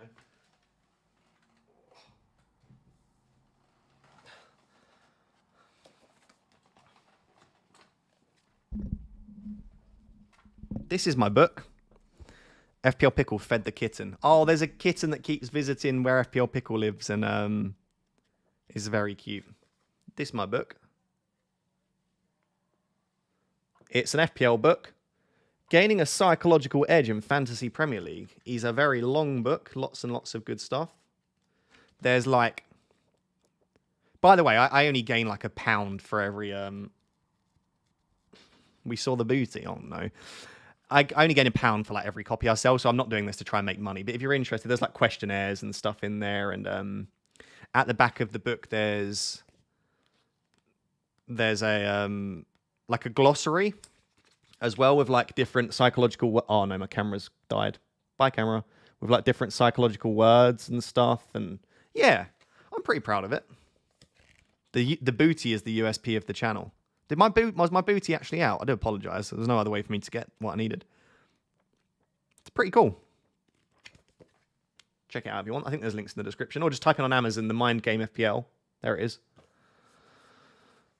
Can you get it on Kindle? Yeah, you can get it on Kindle Unlimited. US bun, for God's sake. I do be caked up.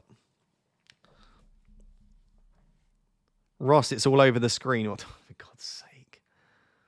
You guys are outrageous. What's your prediction for points this week? I think I will score 63 points. I love you, Ross. I love you too. Highly recommend the book. Bought it a couple of years ago. Thank you. Yeah, this isn't. I didn't make much money off this at all, and this took me 14 months to write. This is 55,000 words of research. And by the way, it's APA referenced. If anyone's gone to university, I've got actual full psychological studies referenced. I think I've referenced over 60 studies in this book. So, when did you publish it?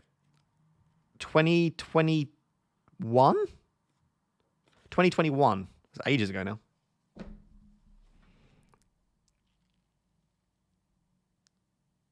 What do you think is the most important thing people should understand about you?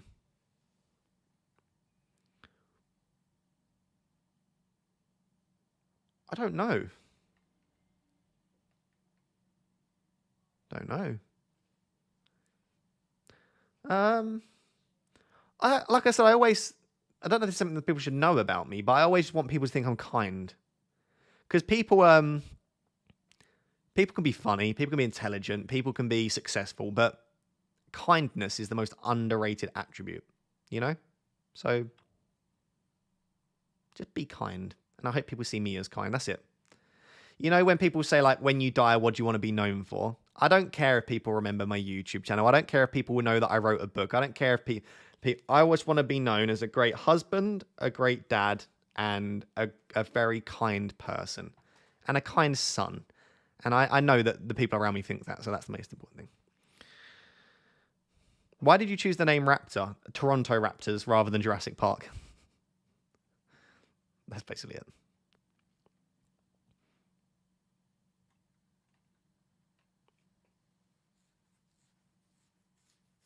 Ross, what's your go-to cheat meal? Probably McDonald's. I would say Indian or McDonald's. I love an... I had an Indian last night with FPL Pickle. We had... there's a really nice Indian nearby with chicken Rogan Josh. I had some salmon tikka as well, which was a little bit cheeky. Poppadoms, garlic naan, Peshwari naan. Husband, what are you implying, Raptor? Nothing? I'm not getting married? Soon, maybe. Who knows? Did you live in Toronto? No, I didn't. The thing is, I don't think Nando's is a cheat meal because it's actually not too unhealthy.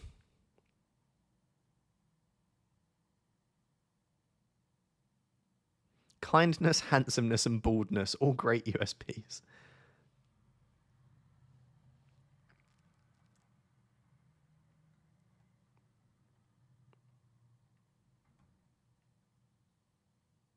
How do you divide your time between your studies and FPL videos? I don't particularly well, to be honest. I think I've realized in life, this is maybe a piece of advice that I can give to you. And I know it's weird, a 27-year-old giving advice to people, but hey-ho, life experiences have still been there. My advice is that, and this is like a bit of a saying, you know, like you can't be everything to everyone all at once. And that is so true. Like you can't expect to be nailing the gym and be the perfect partner and smashing, in my case, YouTube and doing the best PhD studies you can and lecturing and always cooking. Like you can't do all of those things. So for me, it's working out at which points in my life I have to prioritize certain things. For me, at the moment, the priority is being the best partner I can to FPL Pickle and also creating the best YouTube channel and podcast that I can. That sadly means that things like going to the gym and things like cooking myself the best dinners and things like my PhD studies, they will sadly be slightly on the back burner. That doesn't mean that you massively neglect those things, but I just think if you're a busy person that has lots of things that you're trying to do, you have to prioritize what is the most important thing, because otherwise you end up neglecting the things that are most important to you.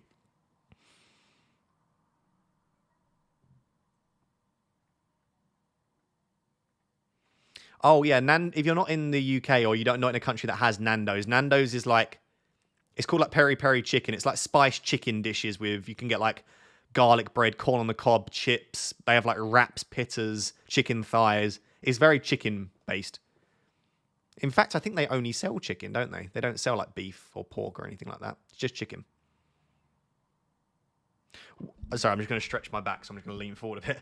What does affect you more, Man United losing or a low score in FPL? Probably a low score in FPL, I'd say. But when they go hand in hand, it's a disaster, which often happens.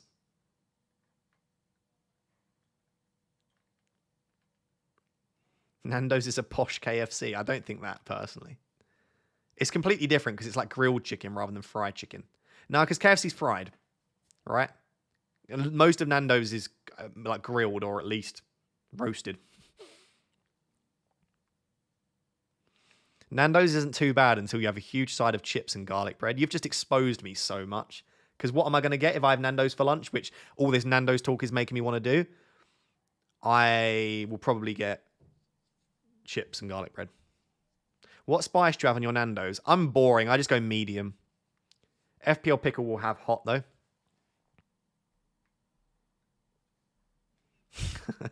JT says, FPL Pickle, if you're in this chat, know this man loves you. Facts. Right. All this food talk chat, I'm so sorry. I'm really sorry. This food chat has just got me going a little bit, and I need some. Oh, by the way, we're 2 likes off of 1,000. Not that likes will do anything for me right now, but can 2 of you just like the stream? Just for my own OCD, because we're almost at 1,000 likes. Make sure to subscribe as well. I hope you have a wonderful weekend. I hope you have lots of green arrows and have lots of lovely time spent with family and friends. And I will catch you tomorrow for a transfer plans video. And then obviously next week we'll have. Sorry, I'm just reading the chat. I'm going. Next week we'll have the FPL therapy episode, and we'll have the game week preview, team selection, much more. So make sure to subscribe, drop a like. I love you all very much, and have a wonderful weekend. See you later, chat.